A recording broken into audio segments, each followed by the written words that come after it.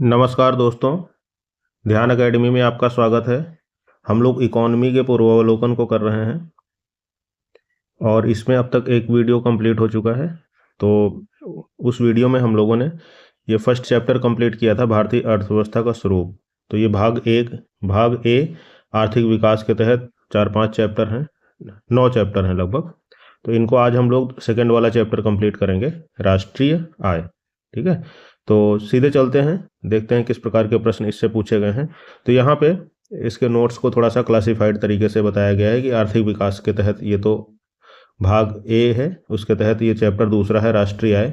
फिर इसमें यह बताया गया है कि राष्ट्रीय आय लेखांकन की संकल्पना के बारे में, आर्थिक देशीय सीमा की संकल्पना क्या है, ठीक है, संयुक्त राष्ट्र के अनुसार इसकी परिभाषा क्या है, आर्थिक सीमा के अंतर्गत आने वाले कौन कौन से क्षेत्र हैं, ये राजनीतिक सीमा है, विदेशों में स्थित जो दूतावास, वाणिज्यिक दूतावास और सैनिक प्रतिष्ठान होते हैं उनकी स्थिति क्या होती है, फिर देश के निवासियों द्वारा जो संचालित किए जाते हैं दूसरी चीज़ें वो किस तरीके से संबंधित हैं। फिर यहाँ पर आगे आप देखिए, घरेलू उत्पादन एवं राष्ट्रीय उत्पाद से संबंधित कुछ कॉन्सेप्ट दिए गए हैं, घरेलू उत्पाद और राष्ट्रीय उत्पाद। फिर है निवासी की संकल्पना, नागरिक क्या होता है, निवासी क्या होता है, ठीक है, इस तरीके से चीज़ें बताई गई हैं। उस चीज़ को एकदम सिंप्लीफाइड कर दिया गया है। फिर घरेलू उत्पाद और राष्ट्रीय उत्पाद का संबंध बताया गया है, औद्योगिकों का वर्गीकरण, प्राथमिक क्षेत्र क्या होता है, ठीक है, यहाँ पे द्वितीयक क्षेत्र, तृतीयक क्षेत्र। फिर है राष्ट्रीय आय के प्रमुख समुच्चयों के बारे में, घरेलू एवं राष्ट्रीय आय। फिर सकल एवं निवल आय, बाजार कीमत एवं साधारण लागत क्या होता है। फिर सकल एवं निवल समुच्चय, फिर बाजार कीमत एवं साधारण लागत, इसको डिटेल में भी बताया गया है। राष्ट्रीय आय के आकलन की विधियां 2 होती हैं, उत्पाद विधि, 3 होती हैं, उत्पादन विधि, आय विधि और व्यय विधि। इन तीनों के बारे में बताया गया है। यहाँ पर फिर प्रयोज्य आय यानी डिस्पोजेबल इनकम क्या होती है उसके बारे में बताया गया है। फिर भारत में राष्ट्रीय आय, ये पीडीएफ आपको अवेलेबल हो जाएगी। और आपको कहाँ पे प्राप्त करना है इस पीडीएफ को, टेलीग्राम चैनल का ग्रुप डिस्क्रिप्शन बॉक्स में दिया गया है, वहाँ से आप जुड़ जाइए। ध्यान एकेडमी के नाम से है, 2 टेलीग्राम चैनल हैं, एक मेंस राइटिंग के नाम से है, एक ध्यान एकेडमी के नाम से। तो आपको ध्यान एकेडमी वाला पीडीएफ के लिए जुड़ना है, और अगर जो मेंस राइटिंग आप करना चाहते हैं तो मेंस राइटिंग के लिए जुड़ना है, ठीक है। तो ध्यान एकेडमी वाले टेलीग्राम ग्रुप में चैनल है, उसमें आप जुड़ जाइए, वहाँ पे ये वीडियो के बाद सेंड कर दी जाती है, वीडियो अपलोड करने के बाद है। फिर सकल घरेलू उत्पाद यहाँ पर है, और इस तरीके से सकल राष्ट्रीय उत्पाद, शुद्ध राष्ट्रीय उत्पाद, इन सब चीज़ों के आंकड़ों के साथ उनकी संकल्पना बताई गई है। तो हम लोग सीधे चलते हैं प्रश्न कोश पे और देखते हैं किस प्रकार के प्रश्न पूछे गए हैं। तो पहला प्रश्न इसमें है IAS प्री 2001 का, पद राष्ट्रीय आय किसे निरूपित करता है। बाजार कीमतों पर सकल राष्ट्रीय उत्पाद मूल्य ह्रास घटाकर, बाजार कीमतों पर सकल राष्ट्रीय उत्पाद मूल्य ह्रास घटाकर, विदेशों से प्राप्त निवल कारक आय जोड़कर, बाजार कीमतों पर सकल राष्ट्रीय उत्पाद मूल्य ह्रास और अप्रत्यक्ष करों को घटाकर, सब्सिडी को जोड़कर, बाजार कीमतों पर सकल राष्ट्रीय उत्पाद विदेशों से प्राप्त निवल कारक आय घटाकर। इसका उत्तर है सी, बाजार कीमतों पर सकल राष्ट्रीय उत्पाद मूल्य ह्रास और अप्रत्यक्ष करों को घटाकर, सब्सिडी को जोड़कर, ठीक है। फिर आगे है, इसकी व्याख्या दी गई है यहाँ पर, बाजार मूल्य पर शुद्ध राष्ट्रीय उत्पाद, बाजार मूल्य पर शुद्ध राष्ट्रीय उत्पाद ज्ञात करने हेतु राष्ट्रीय उत्पाद में से मूल्य ह्रास को घटा दिया जाता है, डिप्रिसिएशन जिसे कहते हैं। चूंकि इसमें उत्पादित वस्तुओं के बाजार मूल्य को लिया जाता है, जिसमें अप्रत्यक्ष कर एवं सब्सिडी के प्रभाव सम्मिलित रहते हैं, इसलिए इसे बाजार मूल्य पर शुद्ध राष्ट्रीय उत्पाद कहा जाता है। फिर आगे है, बाजार मूल्य पर शुद्ध राष्ट्रीय उत्पाद इज इक्वल टू, ये फॉर्मूला दिया गया है, सकल राष्ट्रीय उत्पाद माइनस मूल्य ह्रास। आगे चलते हैं, इसी तरीके से एक यहाँ पर साधन लागत पर शुद्ध राष्ट्रीय उत्पाद के बारे में बताया गया है। साधन लागत पर शुद्ध राष्ट्रीय उत्पाद, जब शुद्ध राष्ट्रीय उत्पाद की गणना साधन लागत पर की जाती है तो इसे राष्ट्रीय आय यानी नेशनल इनकम कहा जाता है। इसकी गणना है तो बाजार मूल्य पर आकलित शुद्ध राष्ट्रीय उत्पाद में से अप्रत्यक्ष करों को घटाकर फिर सब्सिडी को जोड़ दिया जाता है।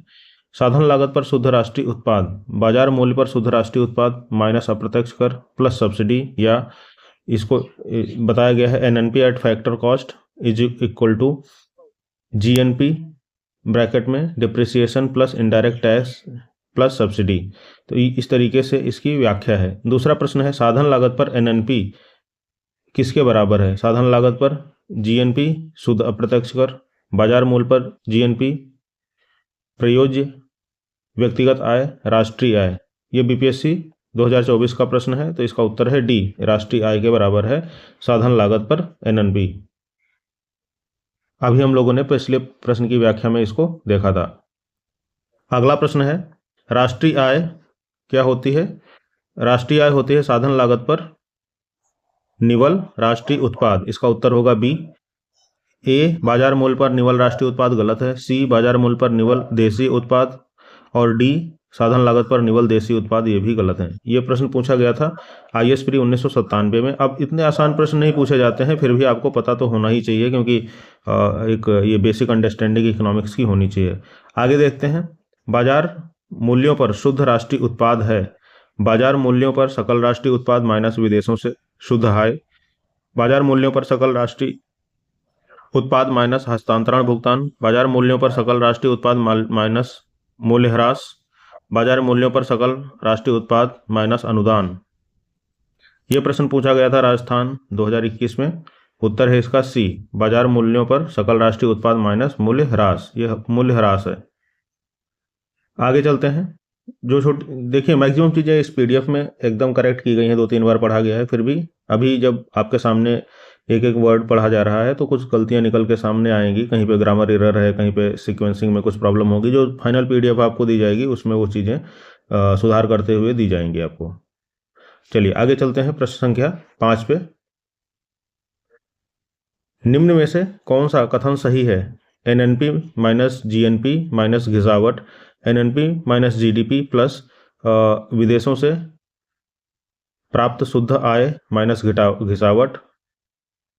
ए तथा बी दोनों सही हैं, इनमें से कोई नहीं। तो यहाँ पे ये इज इक्वल टू है, NNP is equal to GNP minus घिसावट पे एनएनपी माइनस नहीं है, NNP is equal to GDP plus विदेशों से प्राप्त शुद्ध आय माइनस घिसावट। ए तथा बी दोनों सही हैं, इनमें से कोई नहीं।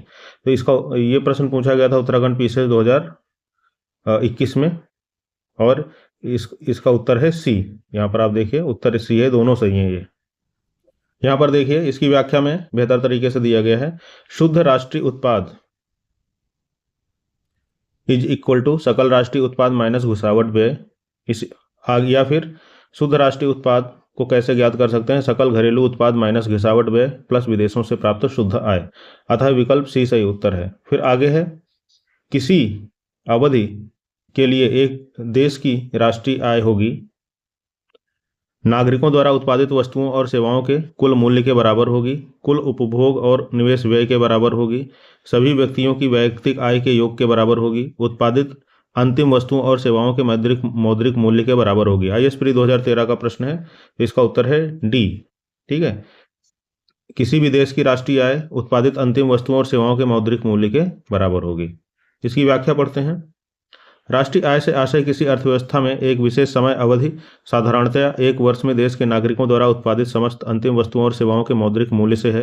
भारत में राष्ट्रीय आय की गणना सांख्यिकी एवं कार्यक्रम कार्यान्वयन मंत्रालय, भारत सरकार के तहत राष्ट्रीय सांख्यिकी कार्यालय यानी एनएसओ द्वारा किया जाता है। पहले इसकी गणना केंद्रीय सांख्यिकी कार्यालय सीएसओ द्वारा की जाती थी। यहाँ पर आप देखिए, एक खुली अर्थव्यवस्था में अर्थव्यवस्था की राष्ट्रीय आय वाई है, क्या है?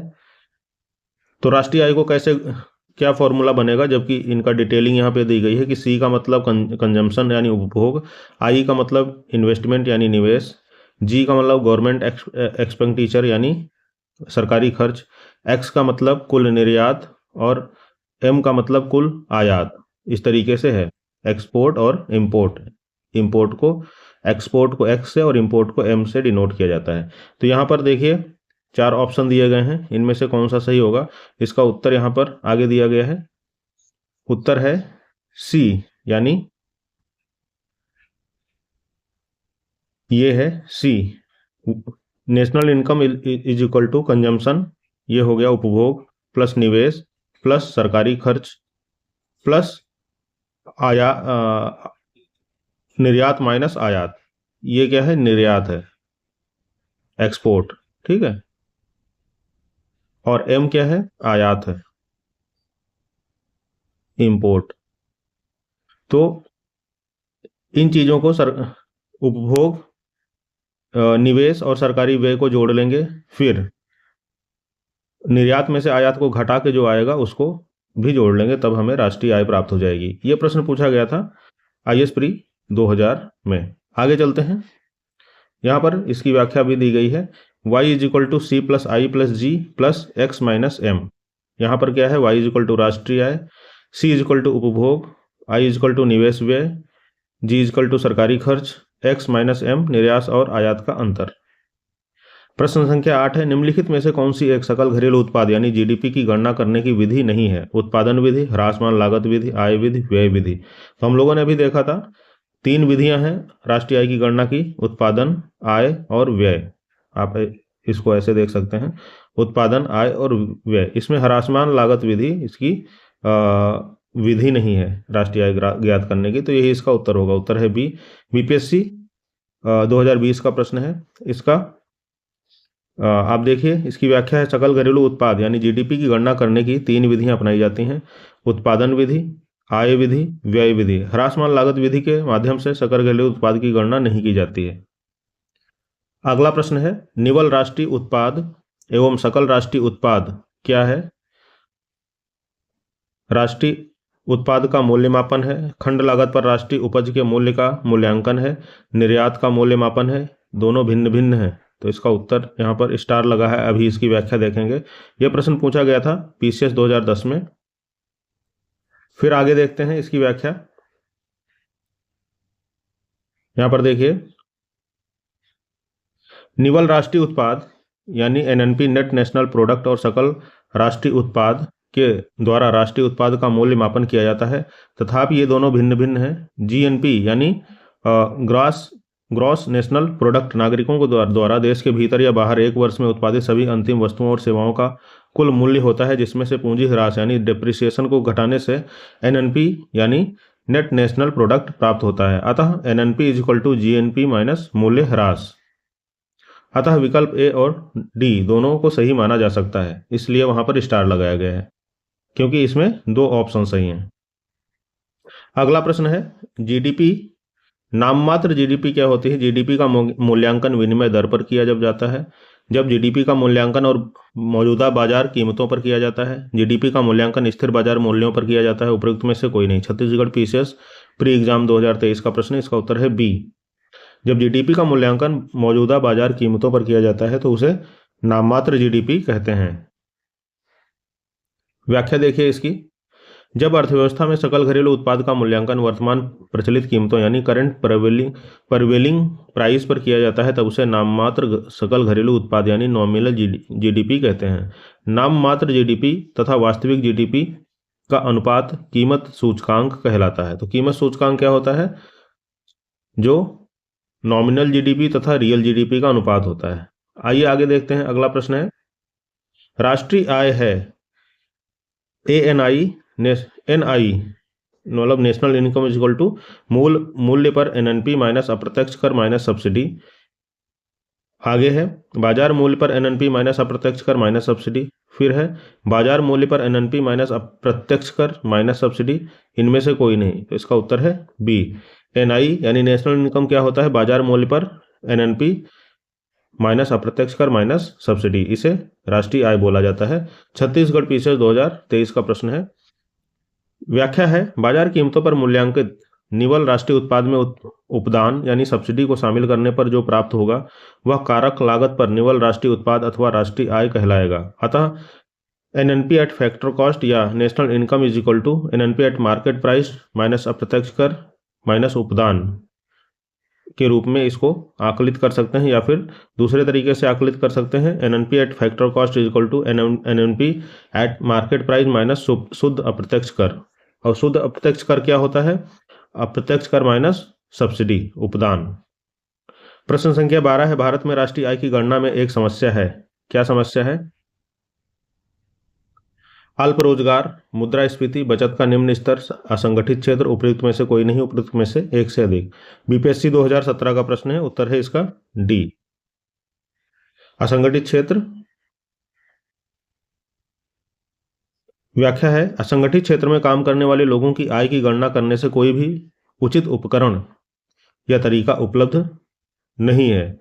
इसलिए भारत में राष्ट्रीय आय की गणना में असंगठित क्षेत्र एक समस्या है। तो जो नेशनल इनकम जोड़ी जाती है वो उसमें असंगठित क्षेत्र के लोग शामिल नहीं किए जाते हैं, सबसे बड़ी समस्या ये है। और इनका इनका जो भारत में वर्किंग पॉपुलेशन में भाग है वो काफ़ी ज़्यादा है। ठीक है, लगभग आप समझ लो 70% से ऊपर असंगठित क्षेत्र के ही लोग कार्य कर रहे हैं और वही राष्ट्रीय आय में शामिल नहीं है। तो ये एक बहुत बड़ी समस्या है।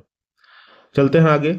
अगला प्रश्न है, यहाँ पर स्टेटमेंट बेस्ड है, 3 स्टेटमेंट है। शुद्ध घरेलू उत्पाद इज इक्वल टू सकल घरेलू उत्पाद प्लस मूल्य ह्रास। प्रति व्यक्ति आय इज इक्वल टू शुद्ध घरेलू उत्पाद डिवाइडेड बाई राष्ट्र की कुल जनसंख्या। कथन 3 है, विश्व की अर्थव्यवस्थाओं की तुलना करने है तो शुद्ध घरेलू उत्पाद सकल घरेलू उत्पाद की अपेक्षा बेहतर मानक है। तो इसमें से कौन से कथन सही हैं? इसका उत्तर है डी, उपयुक्त में से कोई भी कथन सही नहीं है। छत्तीसगढ़ पीसीएस 2020 का प्रश्न है। यहाँ पर आप देखिए इसकी व्याख्या दी गई है। शुद्ध घरेलू उत्पाद का अभिप्राय एक वर्ष में एक देश की घरेलू सीमा में निवासियों द्वारा उत्पादित अंतिम वस्तुओं और सेवाओं के मौद्रिक मूल्य से है, जिसमें स्थिर पूंजी के उपभोग को घटा दिया जाता है। शुद्ध घरेलू उत्पाद इज इक्वल टू सकल घरेलू उत्पाद माइनस मूल्य ह्रास। प्रति व्यक्ति आय एक राष्ट्र या भौगोलिक क्षेत्र में रहने वाले व्यक्तियों की औसत आय होती है। प्रति व्यक्ति आय का उपयोग किसी क्षेत्र के लिए औसत प्रति व्यक्ति आय निर्धारित करने और आबादी के जीवन स्तर और गुणवत्ता के मूल्यांकन के लिए किया जा सकता है। किसी राष्ट्र के लिए प्रति व्यक्ति आय की गणना देश की राष्ट्रीय आय को उसकी जनसंख्या से विभाजित करके की जाती है। ठीक है, चलते हैं अब आगे। यहाँ पर और भी है इसी की व्याख्या के बारे में। किसी देश की सीमा में एक निर्धारित समय के भीतर उत्पादित अंतिम वस्तुओं और सेवाओं के कुल मौद्रिक मूल्य को सकल घरेलू उत्पाद कहते हैं। यह किसी देश के घरेलू उत्पाद का एक व्यापक माप होता है और इससे किसी देश की अर्थव्यवस्था की सेहत पता चलती है। परंतु विश्व की अर्थव्यवस्थाओं की तुलना करने है तो शुद्ध घरेलू उत्पाद सकल घरेलू उत्पाद की अपेक्षा बेहतर मानक है, क्योंकि इसमें घिसावट मूल्य घटा दिया जाता है, जिससे वास्तविक अंतिम वस्तुओं और सेवाओं का मूल्य पता चलता है। ठीक है, इसको पढ़ लेना आप अच्छे से एक बार। अगला प्रश्न है, व्यक्तिगत प्रयोज्य आय पर्सनल डिस्पोजेबल इनकम एक है, क्या है? व्यक्तिगत आय माइनस भुगतान व्यक्तिगत कर भुगतान, व्यक्तिगत आय माइनस व्यक्तिगत कर भुगतान माइनस गैर कर भुगतान, व्यक्तिगत आय माइनस गैर कर भुगतान, उपयुक्त में से कोई नहीं। तो इसका उत्तर है बी, व्यक्तिगत प्रयोज्य आय क्या होती है?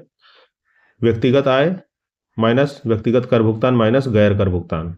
ये छत्तीसगढ़ पीसीएस 2023 का प्रश्न है। फिर इसकी व्याख्या है, जब व्यक्तिगत आय में से व्यक्तिगत कर भुगतान जैसे आयकर तथा गैर कर भुगतान जैसे शुल्क को घटा दिया जाता है तब व्यक्तिगत प्रयोज्य आय यानी पर्सनल डिस्पोजेबल इनकम बचता है। अतः व्यक्तिगत प्रयोज्य आय इज इक्वल टू व्यक्तिगत आय माइनस व्यक्तिगत कर भुगतान माइनस गैर कर भुगतान। व्यक्तिगत प्रयोज्य आय परिवारों के समस्त आय का अंश होता है, जिसके एक अंश को वे उपभोग कर सकते हैं और शेष को बचा सकते हैं। ठीक है, प्रयोज्य आय का मतलब होता है जो आप अपने खर्च करने के लिए रखते हैं, मतलब कहीं पर इन्वेस्टमेंट नहीं करते हैं आप। आगे चलते हैं। यदि एक दी गई समयावधि में कीमतें तथा मौद्रिक आय दोनों दुगनी हो जाएं तो वास्तविक आय क्या होगी? दोगुनी हो जाएगी, आधी रह जाएगी, अपरिवर्तित रहेगी। कीमतें वास्तविक आय को प्रभावित नहीं करेंगी। इसका उत्तर है सी, अपरिवर्तित रहेगी। यदि एक दी गई समयावधि में कीमतें तथा मौद्रिक आय दोनों दुगनी हो जाएं तो वास्तविक आय क्या होगी? अपरिवर्तित रहेगी। यूपी पीसीएस 2004 का प्रश्न है। व्याख्या है, एक दी गई समयावधि में कीमतें और मौद्रिक आय दोनों दुगनी होने पर वास्तविक आय अपरिवर्तित रहेगी, क्योंकि बढ़ी हुई कीमतें बढ़ी हुई मौद्रिक आय को प्रतिसंतुलित कर देंगी, जिससे वास्तविक आय पर कोई प्रभाव नहीं पड़ेगा। ठीक है, सैद्धांतिक रूप से यदि अगला प्रश्न है, सैद्धांतिक रूप से यदि आर्थिक विकास की कल्पना की जाती है तो इनमें से किस एक को साधारणतया ध्यान में नहीं रखा जाता है? सकल घरेलू उत्पाद में वृद्धि, दूसरा है विश्व बैंक से वित्तीय सहायता में वृद्धि, सकल राष्ट्रीय उत्पाद में वृद्धि, प्रति व्यक्ति सकल राष्ट्रीय उत्पाद में वृद्धि। तो इसका उत्तर है बी। ठीक है, विश्व बैंक से वित्तीय सहायता में वृद्धि को ध्यान में नहीं रखा जाता है। झारखंड पीसीएस 2013 का प्रश्न है। यहां पर आप देखिए व्याख्या है इसकी, आर्थिक विकास में सकल घरेलू उत्पाद यानी जीडीपी, सकल राष्ट्रीय उत्पाद जीएनपी तथा प्रति व्यक्ति सकल राष्ट्रीय उत्पाद में वृद्धि का ध्यान रखा जाता है। आगे है अगला प्रश्न है, भारतीय अर्थव्यवस्था के बारे में अमर्त्य सेन के सुझावों से संबंधित निम्नांकित कथनों पर विचार कीजिए। इसे वस्तु उन्मुख होना चाहिए, इसे जन उन्मुख होना चाहिए, इसे सबसे अधिक निर्धन व्यक्ति की आर्थिक सुरक्षा होनी चाहिए। विश्व अर्थव्यवस्था में इनके एकीकरण के साथ राष्ट्रीय बचाव होना चाहिए। इनमें से कौन कौन से कथन सही हैं? तो बी वाला ऑप्शन सही है, यानी दूसरा, तीसरा, चौथा स्टेटमेंट सही है। दूसरा, तीसरा, चौथा। इसे पहला वाला गलत है, इसे वस्तु उन्मुख नहीं होना चाहिए। बाकी इन्होंने जो बातें कही वो सही है। तो ये प्रश्न है यूपीपीसीएस 1999 का। उत्तर है इसका बी। व्याख्या है अमर्त्य सेन कल्याणकारी अर्थशास्त्र से संबंधित हैं। उनके अनुसार आर्थिक विकास का मुख्य लक्ष्य मानवीय विकास है।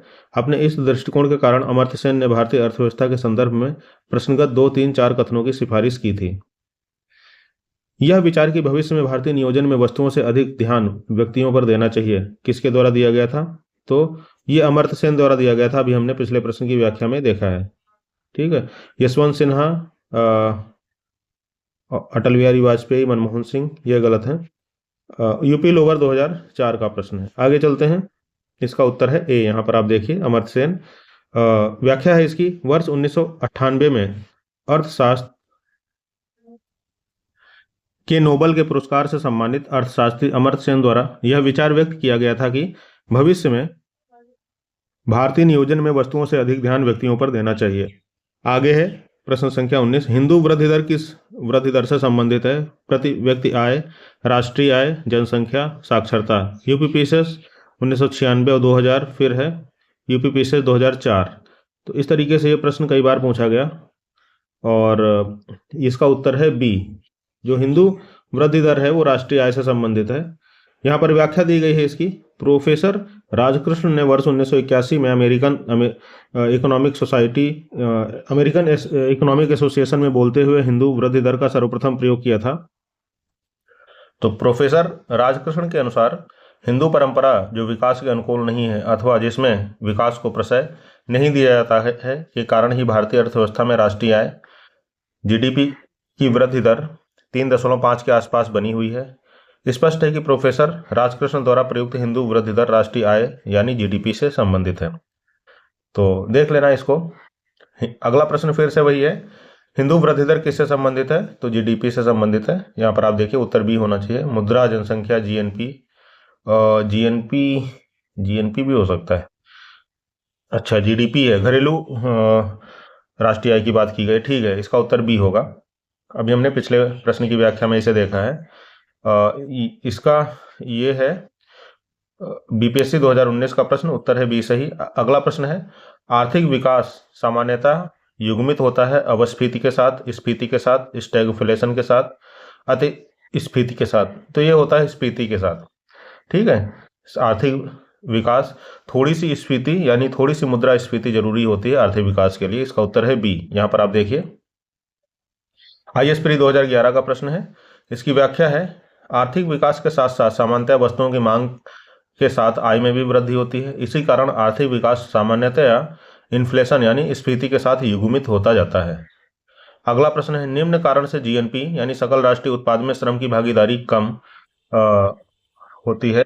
इसमें पहला है मजदूरी की तुलना में कीमतें कम है, कीमत की तुलना में लाभ कम है, लाभ की तुलना में कीमतें कम है, कीमतों की तुलना में मजदूरी कम है। यूपीपीसीएस में 2008 का प्रश्न है। उत्तर है डी, कीमतों की तुलना में मजदूरी कम है। सकल राष्ट्रीय उत्पाद में श्रम की भागीदारी कम होने के कारण है कि कीमतों की तुलना में मजदूरी का कम होना। कीमत वृद्धि भारतीय अर्थव्यवस्था का प्रमुख लक्षण है, जिस कारण मजदूरी में यदि वृद्धि होती भी है तो परिणामी लाभ कम होता है।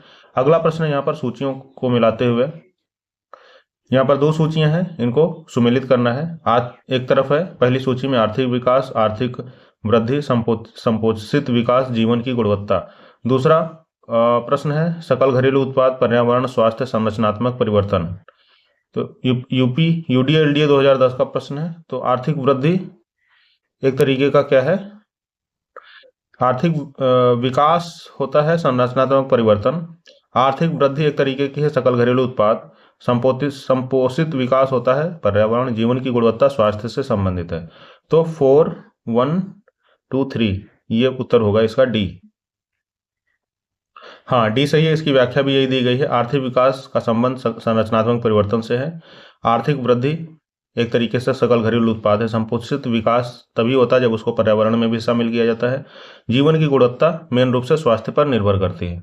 आगे चलते हैं अगले प्रश्न पर। यहाँ पर आप देखिए प्रश्न संख्या 24, निम्नलिखित भारतीय अर्थव्यवस्था के संदर्भ में निम्नलिखित कथनों पर विचार कीजिए। सकल घरेलू उत्पाद में विगत एक दशक में 4 गुना वृद्धि हुई है। सकल घरेलू उत्पाद में सार्वजनिक क्षेत्र के प्रतिशत अंश में विगत एक दशक में कमी आई है। उपयुक्त में से कौन सा कथन सही है, ये पूछा गया है। तो आईएएस प्री 2010 का प्रश्न है, उत्तर है इसका बी यानी केवल दूसरा वाला सही है, पहला वाला गलत है।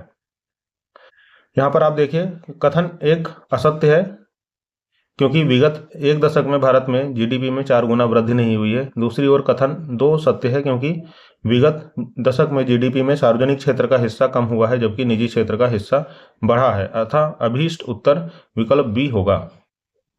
यह प्रश्न है 25, इसमें 2 सूचियां दी गई हैं, इनको सुमेलित करना है।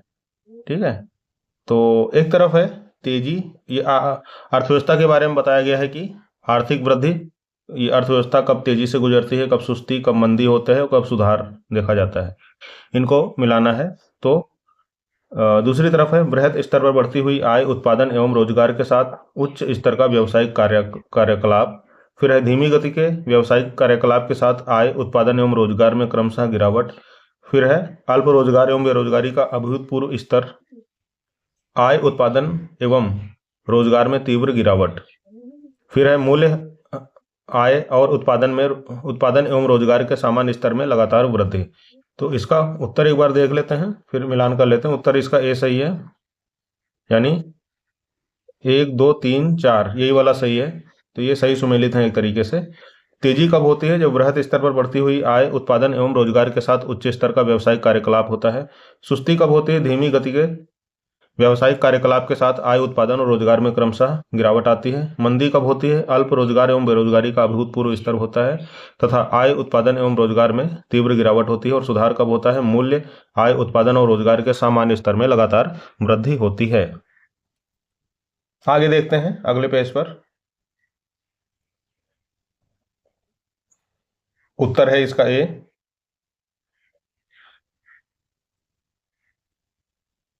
व्याख्या है बृहद स्तर पर बढ़ती हुई आय और उत्पादन एवं रोजगार के साथ उच्च स्तरीय व्यावसायिक कार्यकलाप अर्थव्यवस्था में तेजी यानी बूम का पर्याय है। इसी तरह धीमी गति के व्यावसायिक कार्यकलाप के साथ साथ आय, उत्पादन एवं रोजगार में क्रमशः गिरावट सुस्ती यानी रिसेशन का द्योतक है। अर्थव्यवस्था में मंदी यानी डिप्रेशन का अर्थ होता है अल्प रोजगार एवं बेरोजगारी का अभूतपूर्व स्तर, ठीक है, तथा आय, उत्पादन एवं रोजगार में तीव्र गिरावट। मूल्य, आय, उत्पादन एवं रोजगार के सामान्य स्तर में लगातार वृद्धि में सुधार के अर्थव्यवस्था में सुधार के मानदंड हैं। फिर से एक दूसरी टेबल दी गई है अगले प्रश्न में। भारतीय अर्थव्यवस्था के संदर्भ में निम्नलिखित युग्मों पर विचार कीजिए। एक तरफ पद दिए गए हैं, दूसरी तरफ सर्वोपयुक्त वर्णन है उनका। मेल्ट डाउन, मंदी, रिसेशन, स्लो डाउन। तो मेल्ट डाउन इधर है स्टॉक कीमतों की गिरावट, संवृद्धि दर की गिरावट, सकल घरेलू उत्पाद की गिरावट। उपयुक्त में से कौन सा युग्म सही सुमेलित है, यह पता करना। आईएएस प्री 2010 का प्रश्न है, उत्तर है इसका ए, यानी केवल एक सही है। मेल्ट डाउन क्या होता है, स्टॉक कीमतों की गिरावट को मेल्ट डाउन कहते हैं। मंदी के लिए ये चीजें नहीं होती हैं और स्लो डाउन से भी संबंधित नहीं है। यहां पर आप देखिए व्याख्या दी गई है, उत्तर है ए। व्याख्या है मेल्ट डाउन प्रतिभूतियों एवं बंध पत्रों की गिरावट की स्थिति है, जबकि मंदी व्यवसायिक एवं औद्योगिक चक्रों के संकुचन की स्थिति है और स्लो डाउन आर्थिक क्रियाओं की ह्रासमान स्थिति है। अगला प्रश्न है, नीचे 2 वक्तव्य दिए गए हैं, कथन ए और कारण। कथन है भारतीय आर्थिक नीति की अंदर और बाहर दोनों ओर से अधिकाधिक आलोचना हो रही है। आलोचना अधिकांशतः आदेशों के भेदों पर आधारित है। नीचे दिए गए कूट में से सही उत्तर का चुनाव करना है। तो इसमें देख लेते हैं, भारतीय आर्थिक नीति की अंदर और बाहर दोनों ओर से अधिकाधिक आलोचना हो रही है। ये प्रश्न कब का पूछा गया था, ये प्रश्न था 2002 का, उत्तराखंड पी से 2002 का है। इसका उत्तर है ए, यानी ए और आर दोनों सही हैं तथा आर ए की सही व्याख्या भी है। दोनों स्टेटमेंट सही हैं और जो दूसरा स्टेटमेंट है जो कारण वाला है वो पहले कथन की व्याख्या भी है। व्याख्या पढ़ लेते हैं यहाँ पर। भारत द्वारा वर्ष 1991 से नई आर्थिक नीति जो मुख्यतः उदारीकरण, निजीकरण और वैश्वीकरण पर आधारित है को अपनाए जाने की आलोचना जारी रही। विश्व के विकसित देश नई आर्थिक नीति को समय एवं निश्चित समय में न अपनाए जाने के कारण जहां भारत सरकार की आलोचना कर रहे थे, वहीं भारत के भीतर भी इसकी आलोचना इस आधार पर हो रही थी कि नई आर्थिक नीति के कारण भारत पूंजीवाद का अंगीकरण कर रहा है तथा संविधान में उल्लिखित समाजवाद के पथ से विचलित हो रहा है। वस्तुतः ये आलोचनाएं आदर्शों के मतभेदों पर ही आश्रित हैं। अगला प्रश्न है प्रश्न संख्या 28। 1991 में नई आर्थिक नीति में अपनाई गई मुख्य रणनीति क्या थी? उदारीकरण, निजीकरण, वैश्वीकरण, उपयुक्त सभी। तो इसका उत्तर है डी, उपयुक्त सभी होंगे। यूपीपीएससी मेंस 2015 का प्रश्न है, उत्तर है डी। आगे है अगला प्रश्न। भारत में उदारीकरण, इकोनॉमिक लिबरलाइजेशन शुरू हुआ औद्योगिक लाइसेंस नीति में वास्तविक बदलाव के साथ, भारतीय रुपये की परिवर्तनशीलता के साथ, प्रत्यक्ष विदेशी पूंजी निवेश में कार्यविधि और औपचारिकताएं दूर करने के साथ, कर 2 में महत्वपूर्ण कटौती के साथ। यहाँ पर इसका उत्तर है ए। ISP 2000 का प्रश्न है। व्याख्या है इसकी। जून 1991 में नरसिम्हा राव सरकार के सत्ता ग्रहण के पश्चात अपनाई गई नई आर्थिक नीति के तहत उदारीकरण का प्रारंभ 24 जुलाई 1991 को हुआ। 24 जुलाई 1991 को नई औद्योगिक नीति घोषित हुई। इस नीति में 18 प्रमुख उद्योगों को छोड़कर अन्य सभी उद्योगों को लाइसेंस से मुक्त कर दिया गया था। फिर है, ठीक है, तो इस तरीके से ये आप देख सकते हैं। अगला प्रश्न है प्रश्न संख्या 23। भारत में अपनाई गई नई आर्थिक नीति के 2 घटकों स्थिरीकरण और संरचनात्मक समायोजन के विषय में निम्नलिखित में से कौन सा कथन सही है? आगे चलते हैं। ये ISP 1996 का प्रश्न है, आप यहाँ पर देखिए। पहला है इसमें स्थिरीकरण क्रमिक बहुपद क्रमक प्रक्रम है, जबकि संरचनात्मक समायोजन त्वरित अनुकूलन प्रक्रम है। संरचनात्मक समायोजन क्रमिक बहुपद प्रक्रम है, जबकि स्थिरीकरण त्वरित अनुकूलन प्रक्रम है। फिर है स्थिरीकरण और संरचनात्मक समायोजन बहुत समान और अनुपूरक नीतियां हैं, उनमें से एक को दूसरी से पृथक करना कठिन है। स्थिरीकरण का संबंध मुख्यतः ऐसी नीतियों के वर्ग से है जिनका कार्यान्वयन केंद्रीय सरकार करती है, जबकि संरचनात्मक समायोजन का संचालन राज्य सरकारों को करना होता है। उत्तर है इसका बी। व्याख्या है भारत में अपनाई गई नई आर्थिक नीति, उत्तर बी है, यानी ये वाला सही है। संरचनात्मक समायोजन क्रमिक बहुपद प्रक्रम है, जबकि स्थिरीकरण त्वरित अनुकूलन प्रक्रम है। यहाँ पर आप देखिए, इसकी व्याख्या में अधिक क्लियर हो गई चीजें। भारत में अपनाई गई नई आर्थिक नीति के 2 क्रियात्मक पहलू थे, स्थिरीकरण और संरचनात्मक समायोजन। स्थिरीकरण अर्थव्यवस्था में मांग पक्ष के प्रबंधन से संबंधित है, जिसमें मुद्रा स्फीति नियंत्रण, राजकोषीय समायोजन तथा भुगतान संतुलन के क्षेत्र शामिल हैं। संरचनात्मक समायोजन अर्थव्यवस्था के पूर्ति पक्ष के प्रबंधन से संबंधित है, जिसमें व्यापार और पूंजी प्रवाह में सुधार, औद्योगिक नियंत्रण, विनिवेश तथा वित्तीय क्षेत्र सुधार आदि शामिल हैं। यद्यपि स्थिरीकरण एवं संरचनात्मक समायोजन एक दूसरे के पूरक हैं, तथा संरचनात्मक समायोजन पूर्ति पक्ष से संबंधित होने के कारण स्थिरीकरण की अपेक्षा अधिक समय लेता है। फिर है आगे, भारतीय अर्थव्यवस्था के उदारीकरण का अग्रदूत यानी पायनियर किसको कहा जाता है? Doctor Manmohan Singh, PV Narasimha Rao, doctor Bimal Jalan, P Chidambaram.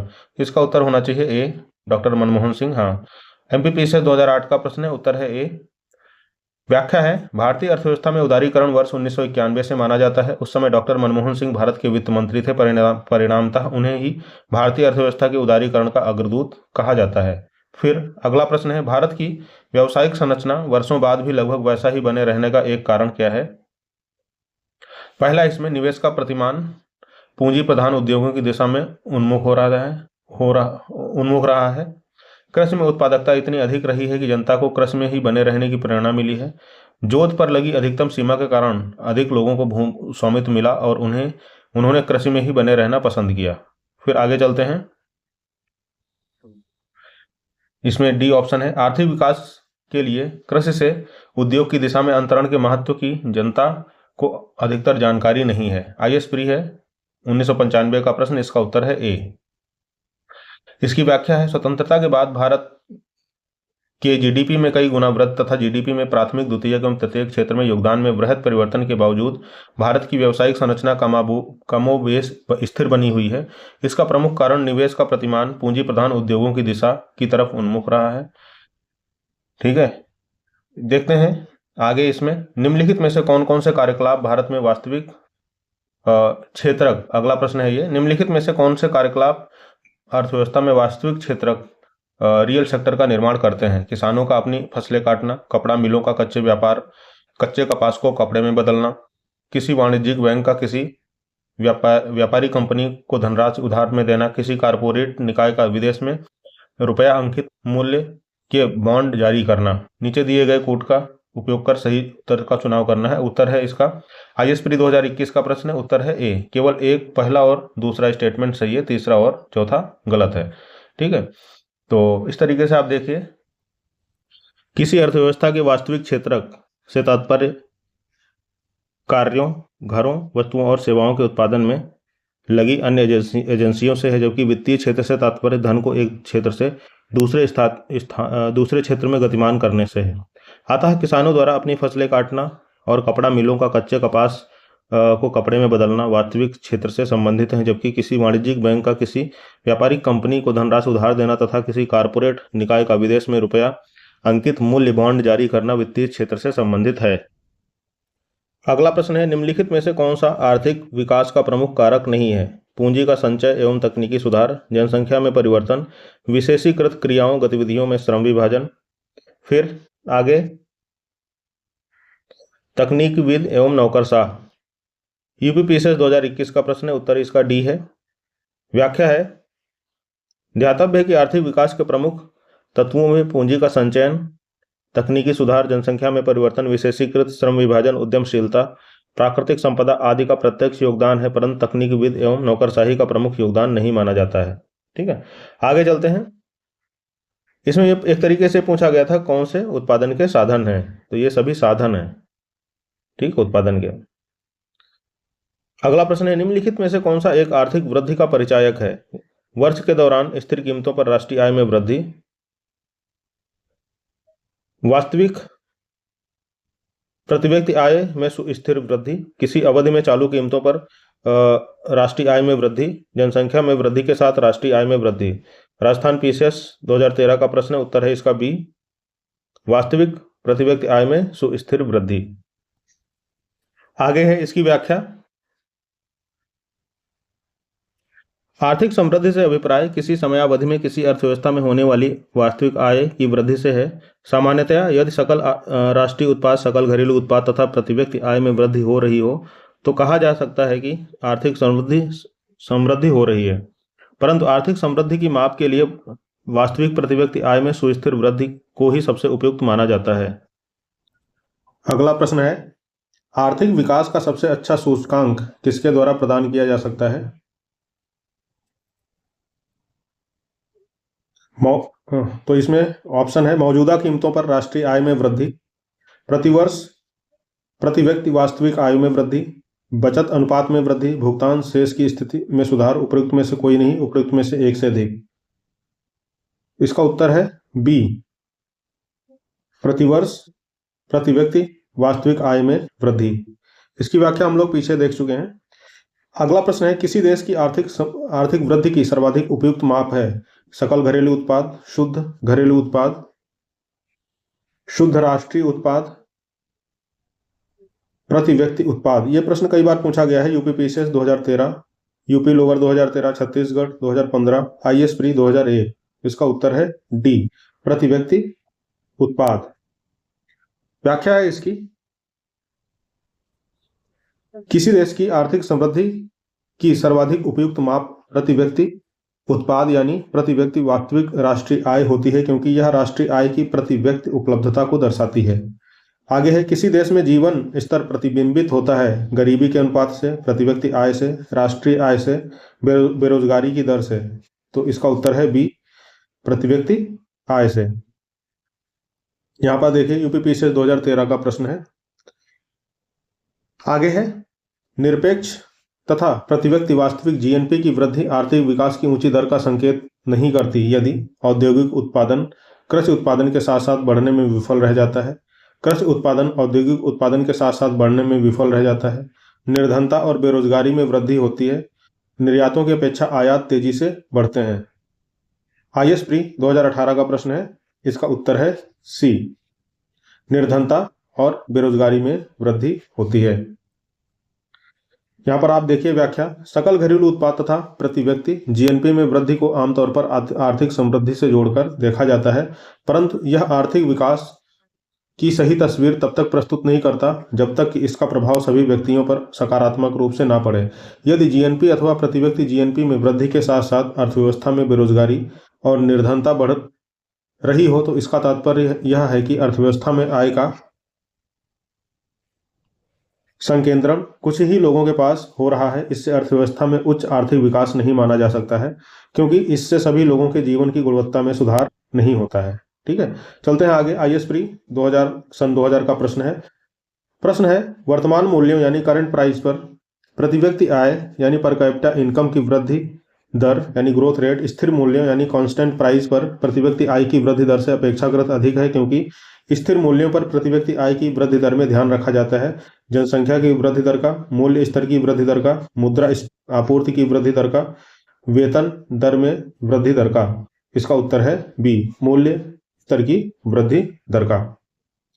आगे इसकी व्याख्या है, वर्तमान मूल्यों पर प्रति व्यक्ति आय में से मूल्य स्तर की वृद्धि दर को घटाने पर स्थिर मूल्यों पर प्रति व्यक्ति आय प्राप्त होती है। स्पष्ट है कि वर्तमान मूल्यों पर प्रति व्यक्ति आय की वृद्धि दर का मूल्य स्थिर कीमतों पर प्रति व्यक्ति आय की वृद्धि दर के मूल्य की अपेक्षा अधिक होगा।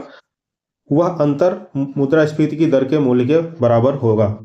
आगे है 1868 में भारत में प्रति व्यक्ति आय 20 रुपये थी। यह सर्वप्रथम अभिनिश्चित किया किसने? एमजी रनाडे ने, सर डब्ल्यू हंटर ने, आरसी दत्त ने, दादाभाई नौरोजी ने। तो इसका उत्तर डी होगा। हाँ, डी है। यहाँ पर आप देखिए दादाभाई नौरोजी। सबसे पहले राष्ट्रीय आय की गणना दादाभाई नौरोजी ने ही किया था। आईएएस प्री 2000 का प्रश्न है। फिर उसके बाद ये 2007 में यूपीपीसीएस प्री और 2013 में यूपीपीसीएस मेंस में पूछा गया था। व्याख्या है, सर्वप्रथम दादाभाई नौरोजी ने राष्ट्रीय आय का आकलन करते हुए 1867-68 में भारत में प्रति व्यक्ति आय 20 रुपये होने का आकलन किया था। फिर है 1949 में भारत सरकार द्वारा नियुक्त राष्ट्रीय आय समिति का अध्यक्ष निम्नलिखित में से कौन था? CR Rao, PC Mahalanobis, VKRV Rao. फिर आगे है KN राज। यूपीपीसीएस में 2015 का उत्तर है, प्रश्न है ये। इसका उत्तर है बी, PC महालनोबिस। वर्ष 1949 में भारत सरकार का द्वारा नियुक्त राष्ट्रीय आय समिति के अध्यक्ष PC महालनोबिस थे। डॉक्टर DR गाडगिल तथा VKRV राव इस समिति के प्रमुख सदस्य थे। आगे देखते हैं, किस अर्थशास्त्री ने भारत में सबसे पहले वैज्ञानिक दृष्टि से राष्ट्रीय आय की गणना की? DR Gadgil, VKRV Rao, Manmohan Singh, YV अलग, उपरोक्त में से कोई नहीं, उपरोक्त में से एक से अधिक। तो इसका उत्तर है बी। बीपीएससी 2016 का प्रश्न है, VKRV राव। यहाँ व्याख्या में देखिए, स्वतंत्रता पूर्व राष्ट्रीय आय के अनुमान का प्रथम प्रयास दादाभाई नौरोजी द्वारा 1867-68 ईस्वी में किया गया था, जबकि प्रथम वैज्ञानिक अनुमान VKRV राव द्वारा किया गया था। फिर अगला प्रश्न है, भारत में राष्ट्रीय आय का आंकड़ा निम्नलिखित में से कौन सा कार्यालय या संस्थान जारी करता है? NSSO, नीति आयोग, CSO, प्रधानमंत्री कार्यालय, उपयुक्त में से कोई नहीं, उपयुक्त में से एक से अधिक। ये बीपीएससी 2020 का प्रश्न है। इसका उत्तर है ई, एक से अधिक। ठीक है। व्याख्या है, केंद्रीय सांख्यिकी कार्यालय CSO का गठन 1951 में किया गया था, जो कि भारतीय राष्ट्रीय आय की गणना करता था। वर्ष 2019 में CSO तथा NSSO को मिलाकर राष्ट्रीय सांख्यिकी कार्यालय का गठन किया गया है, जो वर्तमान में राष्ट्रीय आय समंकों का आकलन कर रहा है। अगला प्रश्न है, भारत में राष्ट्रीय आय का प्राकलन किया जाता है योजना आयोग, केंद्रीय सांख्यिकी संगठन द्वारा। फिर आगे चलते हैं, भारतीय सांख्यिकी संस्थान द्वारा, राष्ट्रीय प्रतिदर्श सर्वेक्षण संगठन द्वारा। फिर यह प्रश्न पूछा गया यूपीपीसीएस 2006 1995, यूपीपीसीएस में 2006, उत्तराखंड पीसीएस 2010। तो अभी हमने पीछे प्रश्न की व्याख्या में देखा है कि अब NSO द्वारा राष्ट्रीय सांख्यिकी कार्यालय द्वारा इसका आकलन किया जाता है या गणना की जाती है। तो इसको याद रखना, NSO नेशनल स्टैटिस्टिकल ऑफिस। आगे चलते हैं, भारत की राष्ट्रीय आय कौन अनुमानित करता है? तो NSO है, यहाँ पे इसलिए स्टार लगा हुआ है, ये प्रश्न रिपीटेड है, यूपीपीसीएस 2012 का है। राष्ट्रीय सांख्यिकी कार्यालय, फिर से वही प्रश्न है, भारत में राष्ट्रीय आय की गणना निम्नलिखित में से किसके द्वारा की जाती है? योजना आयोग, वित्त मंत्रालय, केंद्रीय सांख्यिकी संगठन, रिजर्व बैंक ऑफ इंडिया। तो वैसे केंद्रीय सांख्यिकी संगठन होता है, लेकिन अभी एनएसओ कर रहा है, ठीक है। अभी हमने देखा था नेशनल स्टैटिस्टिकल ऑफिस। यहां देखिए स्टार लगा हुआ है। राष्ट्रीय सांख्यिकी कार्यालय का गठन किया गया था 2019 में। तो राष्ट्रीय आय की गणना अब उसके द्वारा की जाती है। यह प्रश्न पूछा गया था MPPCS 2012, UPPCS 1995, Jharkhand PCS 2003, UP lower 2004, UPPCS में 2010 और 2008। आगे है, भारत में पूंजी निर्माण के आंकड़े एकत्रित करने का काम कौन करता है? भारतीय रिजर्व बैंक और केंद्रीय सांख्यिकी संगठन। आगे, भारतीय रिजर्व बैंक और भारतीय स्टेट बैंक, भारतीय रिजर्व बैंक और सभी वाणिज्यिक बैंक, केंद्रीय सांख्यिकी संगठन और राष्ट्रीय नमूना सर्वेक्षण। यहाँ पे स्टार लगा है, ये इसकी व्याख्या पढ़ लेते हैं एक बार। भारत में पूंजी निर्माण के आंकड़े एकत्रित करने का काम भारतीय रिजर्व बैंक और राष्ट्रीय सांख्यिकी कार्यालय में केंद्रीय सांख्यिकी कार्यालय द्वारा किया जाता है। अतः प्रश्नकाल के संदर्भ में विकल्प ए सही उत्तर है। अगला प्रश्न है, राष्ट्रीय आय लेखांकन में आधार वर्ष का अर्थ है जिस वर्ष की आय का उपयोग मौद्रिक जीडीपी की गणना के लिए किया जाता है, जिस वर्ष की कीमतों का उपयोग मौद्रिक जीडीपी की गणना के लिए किया जाता है, जिस वर्ष की कीमतों का उपयोग वास्तविक जीडीपी की गणना के लिए किया जाता है, जिस वर्ष की आय का उपयोग वास्तविक जीडीपी की गणना के लिए किया जाता है। राजस्थान पीसीएस 2021 का प्रश्न है। यहाँ पर आप देखिए उत्तर इसका सी सही है। जिस वर्ष की कीमतों का उपयोग वास्तविक जीडीपी की गणना के लिए किया जाता है तो यही संबंधित है आधार वर्ष से। ऐसा वर्ष जिसकी कीमतों का उपयोग वास्तविक जीडीपी की गणना के लिए किया जाता है उसे आधार वर्ष कहते हैं। आइए व्याख्या देखते हैं। राष्ट्रीय आय लेखांकन एक सरकारी बही खाता पद्धति है जो किसी देश की आर्थिक गतिविधि को मापती है। आधार वर्ष एक बेंचमार्क है जिसके संदर्भ में सकल घरेलू बचत, सकल पूंजी निर्माण जैसे राष्ट्रीय खाते के आंकड़ों की गणना किसी निश्चित वर्ष के लिए की जाती है। वर्तमान में राष्ट्रीय आय के मापन हेतु आधार वर्ष 2011-12 है। आगे देखते हैं, भारत में हाल ही में राष्ट्रीय आय के माप में क्या बड़ा परिवर्तन किया गया है? आधार वर्ष व गणना विधि दोनों में बदलाव किया गया है। आधार वर्ष 2004-5 से बदलकर 2011-12 कर दिया गया है। गणना साधन लागत से बदलकर बाजार कीमतों पर कर दी गई है। गणना चालू कीमतों से बदलकर स्थिर कीमतों पर कर दी गई है। तो इसका उत्तर बी नहीं ए है, ठीक है। आधार वर्ष और विधि दोनों में बदलाव किया गया है। राजस्थान पीसीएस 2013 का प्रश्न है, इसका उत्तर है ए, आधार वर्ष और गणना विधि दोनों में बदलाव किया गया है। आइए यहाँ पर देखते हैं, वर्तमान में राष्ट्रीय आय के मापन में वर्ष 2004-5 के स्थान पर वर्ष 2011-12 को आधार वर्ष तथा जीडीपी के स्थान पर जीएवी यानी ग्रॉस वैल्यू एडेड की गणना की जाने लगी है। अतः आधार वर्ष एवं गणना विधि दोनों में बदलाव किया गया है। आगे है, नई जीडीपी आंकड़ों के आधार वर्ष 2004-5 से के स्थान पर बदलकर कर दिया गया है 2011-12, 2010-11, 2008-9, 2007-8। यूपीपीसीएस में 2015 का प्रश्न है, इसका उत्तर है ए 2011-12। अभी हमने पीछे प्रश्न की व्याख्या में भी देखा है, ठीक है। अगला प्रश्न है, फिर से यही प्रश्न रिपीटेड है। इस समय यानी 2015 से भारत की राष्ट्रीय आय के अनुमान हेतु निम्नलिखित में से कौन सा वर्ष आधार वर्ष के रूप में प्रयुक्त हो रहा है? 2004-5, 2001-2, 2011-12, 2007-8। इसका उत्तर होना चाहिए सी 2011-12। यूपीपीसीएस में 2016 का प्रश्न है, उत्तर है सी। पीछे व्याख्या हम लोग देख चुके हैं। अगला प्रश्न है, भारत में स्थिर मूल्यों पर सकल घरेलू उत्पाद के प्राकलन के लिए वर्तमान में आधार वर्ष है 1999, 2000, 2001, 2000, 2001, 2002, 2003, 2006, 2007। तो अभी 2011-12 हो गया है, इसलिए यहाँ पर स्टार लगा है। यूपीपीसीएस 2009 का प्रश्न है, व्याख्या है इसकी, प्रश्नकाल हेतु विकल्प बी सही उत्तर है, क्योंकि ये 2009 में पूछा गया था तो उस समय 2001 को आधार वर्ष बनाया गया था। प्रश्नकाल हेतु विकल्प बी सही उत्तर है। प्रश्नकाल में भारत में स्थिर मूल्यों पर सकल घरेलू उत्पाद यानी ग्रॉस डोमेस्टिक प्रोडक्ट के आकलन के लिए वर्ष 1999-2000 को आधार वर्ष के रूप में प्रयोग किया जाता था। वर्तमान में राष्ट्रीय सांख्यिकी कार्यालय द्वारा वर्ष 2011-12 को आधार वर्ष के रूप में प्रयोग किया जा रहा है, ठीक है। आगे है, फिर से वही प्रश्न रिपीटेड है। देखिए कितना सारा प्रश्न रिपीट हो रहा है, आपको ये पता होना चाहिए। पीवाईक्यू करने का लाभ सबसे बड़ा यही है कि हमें दो चीजें पता चलती हैं, प्रश्नों की प्रकृति, ठीक है, उनका नेचर क्या है, और दूसरा रिपीटिशन, रिपीट कितनी बार हो रहे हैं, उनका दोहराव, ठीक है, और वो एरिया फाइंड आउट हो जाते हैं जहां से प्रश्न पूछे जाते हैं, जहां से प्रश्न पूछे जाते हैं। तो इसलिए कोचिंग टेस्ट, कोचिंग सीरीज के किसी भी कोचिंग के टेस्ट सीरीज लगाने से ज़्यादा बेहतर है कि आप पीवाईक्यू को बार बार दोहराइए, उन्हीं को पढ़िए, उन्हीं पे निर्भर रहिए। जितने प्रश्न आ रहे हैं, एक बार ये घटना चक्र की जो भी 6-7 वॉल्यूम है ना, घटना चक्र पूर्वावलोकन की, इनको बार बार पढ़ लेंगे तो आपको समझ में आ जाएगा कि आपको कितना अधिक बेनिफिट हो गया है, जो जीवन में आप किसी टेस्ट सीरीज के पीछे भागते तब कभी नहीं होता।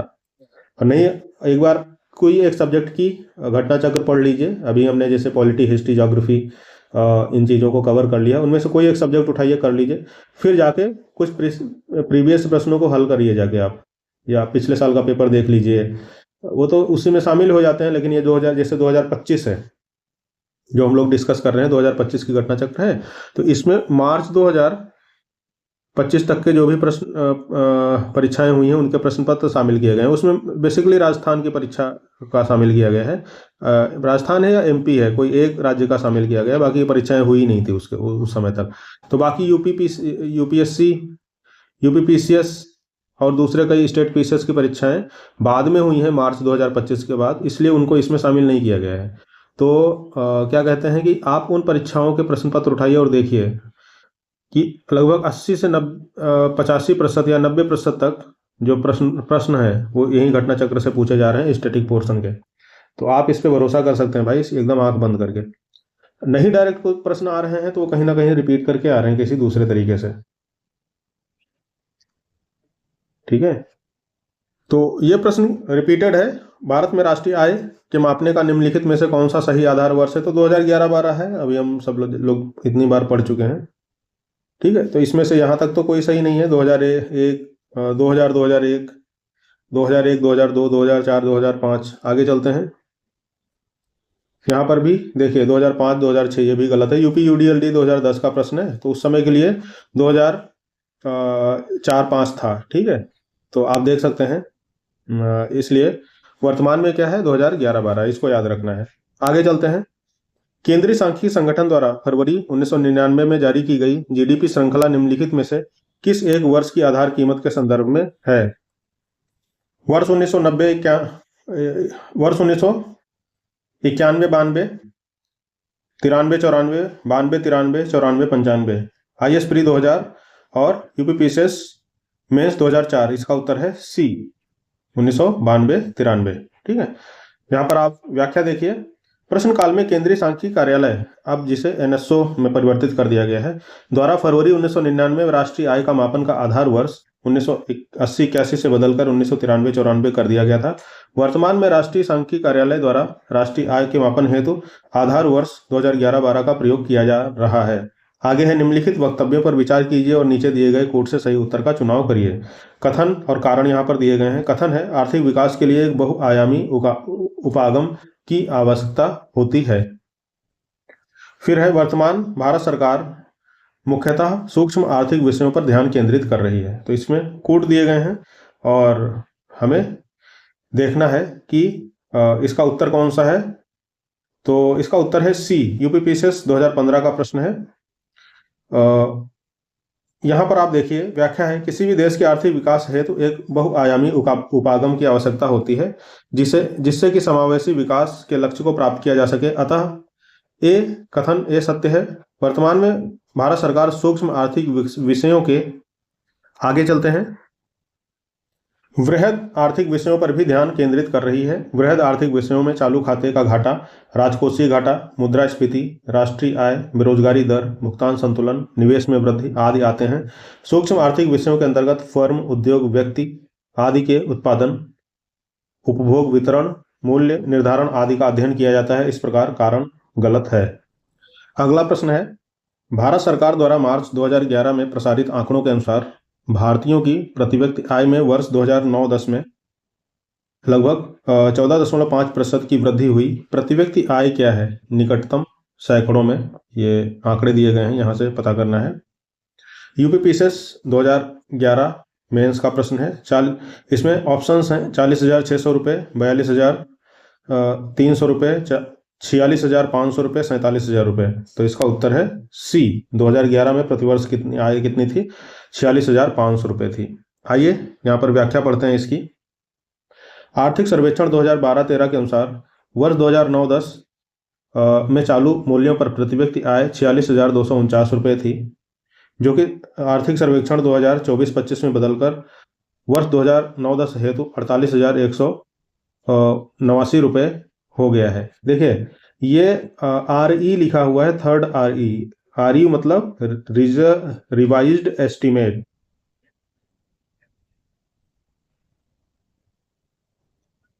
एस्टीमेट्स होते हैं मतलब संशोधित पूर्वानुमान या मूल्यांकन, ऐसे कुछ कह सकते हैं इसको।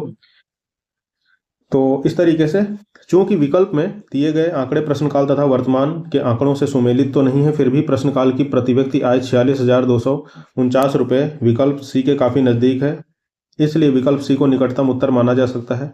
28 फरवरी 2025 को राष्ट्रीय सांख्यिकी कार्यालय द्वारा जारी राष्ट्रीय आय के द्वितीय अग्रिम अनुमान 2025-26 के अनुसार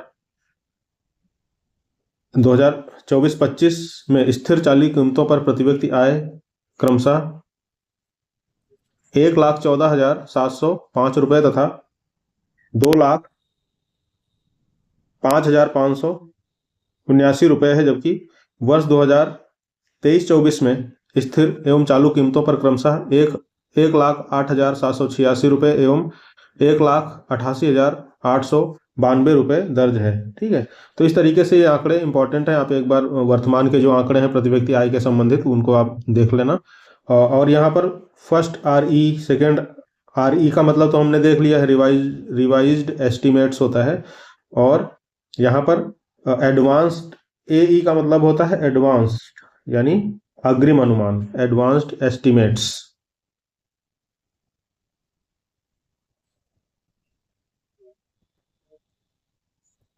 चलिए आगे चलते हैं, तो इनको आगे आप देख लेना। अगला प्रश्न है, वर्ष 2013-14 में भारत में प्रचलित कीमतों पर साधन लागत पर प्रति व्यक्ति विशुद्ध राष्ट्रीय आय कितनी थी? 73,450 रुपये, 72,580 रुपये, 74,380 रुपये, 71,628 रुपये। इनमें से कोई नहीं। इसका उत्तर है ई, इनमें से कोई नहीं। छत्तीसगढ़ पीसीएस 2015 का प्रश्न है। यहाँ व्याख्या दी गई है, आर्थिक सर्वेक्षण 2014-15 के अनुसार वर्ष 2013-14 में भारत में चालू एवं स्थिर कीमतों पर प्रति व्यक्ति शुद्ध राष्ट्रीय आय क्रमशः 80,388 रुपये एवं 69,959 रुपये थी, नई श्रृंखला के अनुमानों के अनुसार। फिर 28 फरवरी 2025 को राष्ट्रीय सांख्यिकी कार्यालय द्वारा जारी राष्ट्रीय आय के द्वितीय अग्रिम अनुमान 2024-25 के अनुसार स्थिर एवं चालू कीमतों पर वर्ष 2024-25 में प्रति व्यक्ति आय क्रमशः 1,14,705 रुपये तथा 2,05,579 रुपये अनुमानित है, जबकि वर्ष 2023-24 में क्रमशः 1,08,786 रुपये तथा 1,88,892 रुपये अनुमानित है। तो ये आंकड़े बार बार वही रिपीट हो रहे हैं जो पिछले क्वेश्चन में थे, वही यहाँ पर भी रख दिया गया है, आप इनको देखना। ठीक है, अगला प्रश्न है, वर्ष 1951-52 से 2015-16 की अवधि के किस वर्ष में स्थिर कीमतों पर भारत की प्रति व्यक्ति आय की वृद्धि दर सर्वाधिक रही है? 15-16, 2010-11, 2007-8, 2014-15। राजस्थान पीसीएस 2016 और बीपीएससी 2017 का प्रश्न है, इसका उत्तर है सी, 2007-8।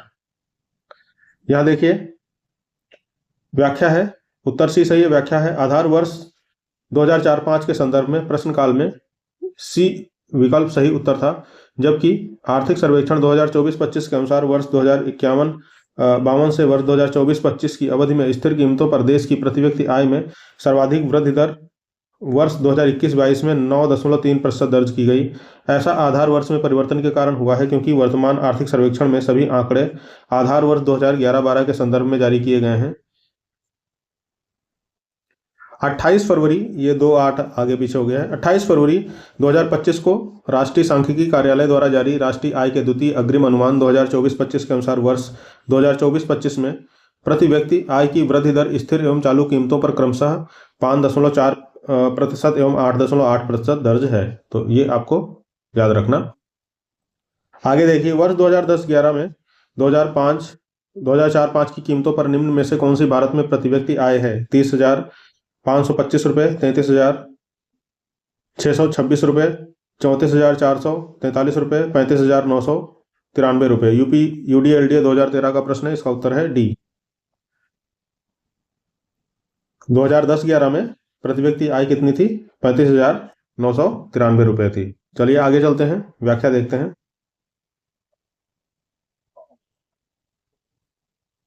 वर्ष 2010-11 के त्वरित अनुमान के अनुसार आधार वर्ष 2004-5 की कीमतों पर भारत में प्रति व्यक्ति आय 35,993 रुपये थी, जबकि आर्थिक सर्वेक्षण 2024-25 के अनुसार इसी अवधि यानी वर्ष 2010-11 के संदर्भ में आधार वर्ष 2011-12 की कीमतों पर प्रति वर्ष आय 62,170 रुपये दर्ज की गई है। वर्ष 2024-25 में स्थिर एवं चालू कीमतों पर प्रति व्यक्ति आय 1,14,705 रुपये तथा 2,05,579 रुपये दर्ज की गई है, जबकि वर्ष 2023-24 के लिए यह क्रमशः 1,08,786 रुपये तथा 1,88,992 रुपये दर्ज की गई है।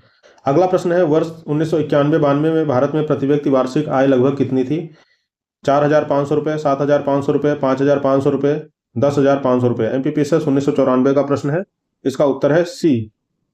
यहाँ पर आप देखिए 7,500 रुपये। काफ़ी सुधार के बाद भी एक दो गलतियाँ यहाँ पर मिल रही हैं, ये ऑप्शन ऊपर नीचे हो गए हैं, इनको चेंज कर लिया गया है, साथ साथ में करेक्शन भी लग रहे हैं जो आपको PDF भेजी जाएगी उसमें। तो परेशान मत होना, ये टेलीग्राम चैनल पे जो जिसकी लिंक डिस्क्रिप्शन बॉक्स में दी गई है, वहाँ से आप टेलीग्राम चैनल ज्वाइन कर सकते हैं, वहाँ पर ये PDF आपको अवेलेबल हो जाएगी। आगे है, वर्ष 1991-92 में भारत में प्रति व्यक्ति आय 7,251 रुपये थी, जो कि विकल्प सी के निकटस्थ है, अतः विकल्प सी सही होगा। वर्तमान हेतु उपयुक्त प्रश्न की व्याख्या देखें। हमने पीछे देखा है कि अभी वर्तमान में क्या प्रति व्यक्ति आय है। आगे देखिए, बीते हुए 90 के दशक में सकल राष्ट्रीय उत्पाद की अधिकतम वृद्धि दर किस वर्ष में थी? 1993-94, 1995-96, 1996-97, 1999, 2000। UPPSS 2002, UP lower 2002, 2003। तो इसका उत्तर यहाँ पर दिया गया है डी, 1999 सन 2000। ठीक है, आगे चलते हैं। यहाँ पर देखिए टेबल के साथ व्याख्या दी गई है, पढ़ते हैं इसको। प्रश्न काल में विकल्प डी सही उत्तर था। आर्थिक सर्वेक्षण 2024-25 के अनुसार स्थिर 2011-12 कीमतों पर 3 दशकों एवं 3 दशकों यानी 1990, 2000 से 2010 एवं 2010 से 2020 में सकल राष्ट्रीय उत्पाद आय में सर्वाधिक वृद्धि दर प्रदर्शित करने वाले वर्ष निम्न है। यहाँ पर दशक दिया गया है, दशक वर्ष वृद्धि दर प्रतिशत में है। वर्ष 1990-2000 के दशक में वृद्धि दर कितनी थी? यहाँ पर आप देखिए 8.8%। 2000 से 2010 के दशक में 8% रही है। 2010 से 2020 के दशक में 8.3% रही है। अब वर्ष 2021-22 से वर्ष 2024-25 के संदर्भ में जारी आंकड़े हैं, तो 21-22 में 9.9%, 22-23 में 6.8%, 23-24 में 8.2% और 24-25 में 6.3% वृद्धि दर रही है।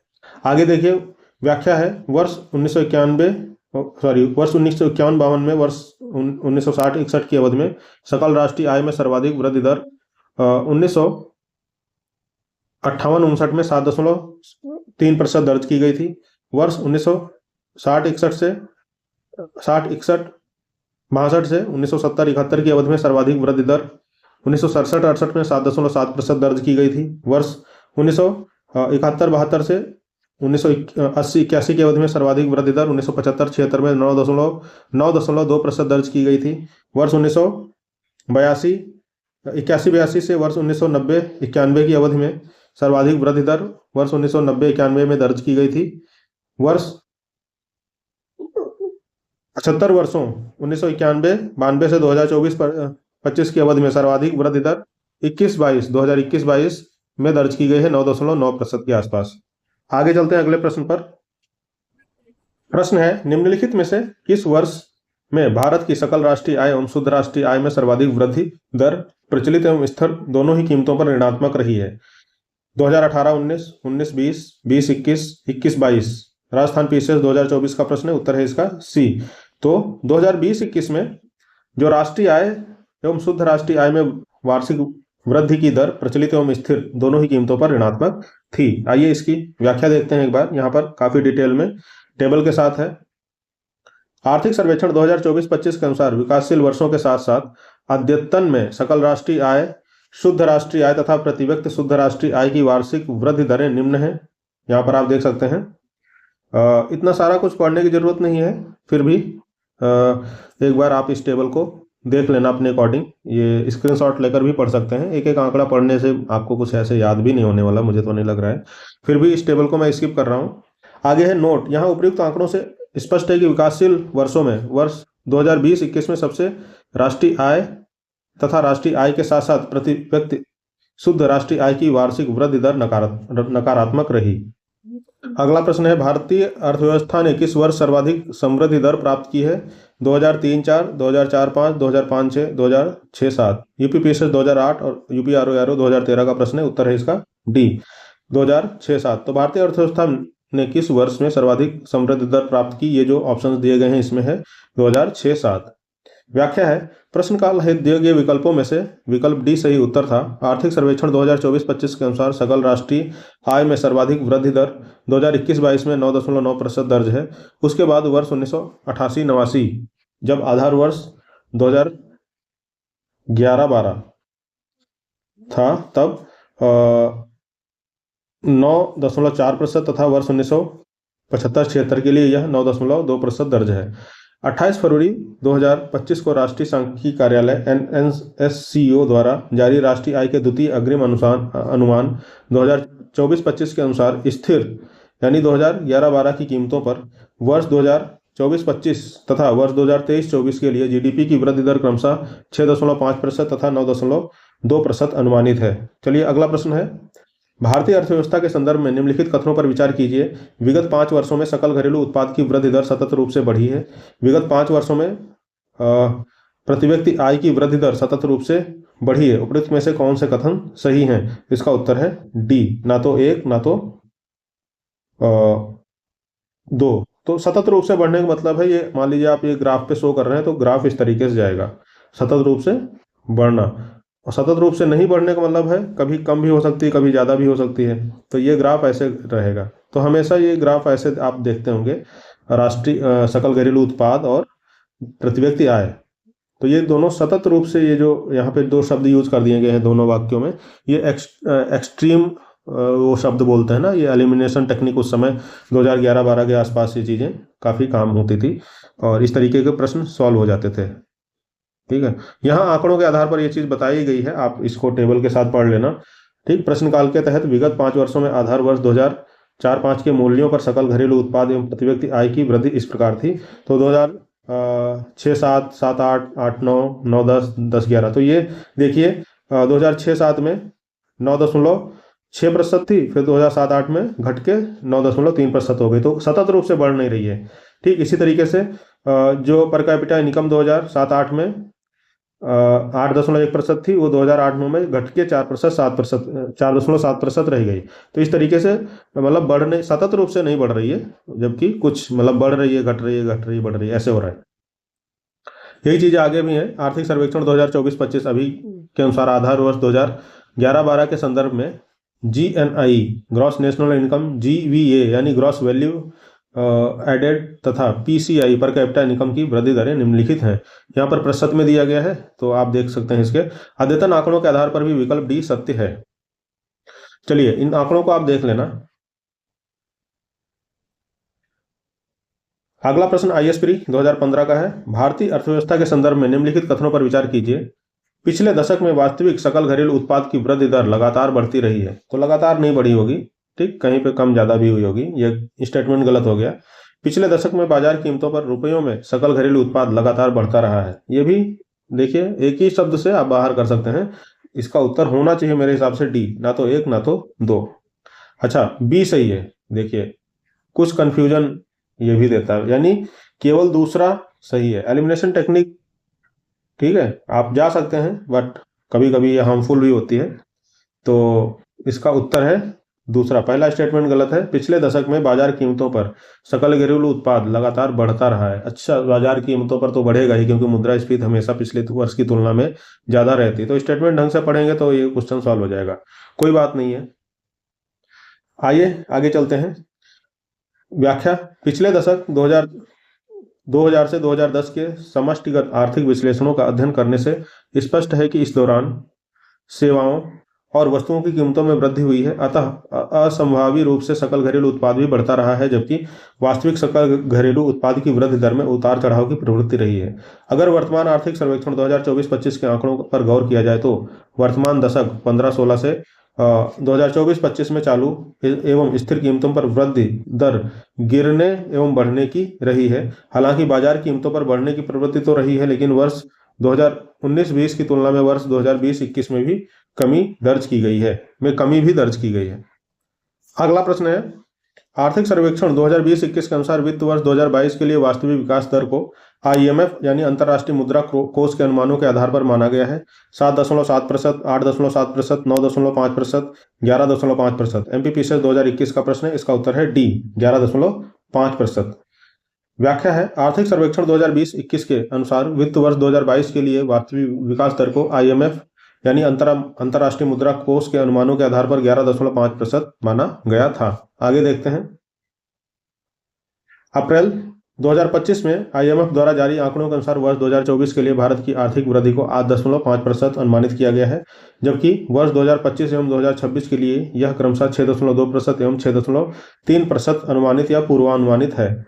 आगे देखिए, 1999-2000 की कीमतों पर भारतीय अर्थव्यवस्था की वार्षिक समृद्धि दर वर्ष 2005-6 के मध्य आंकी गई कितनी?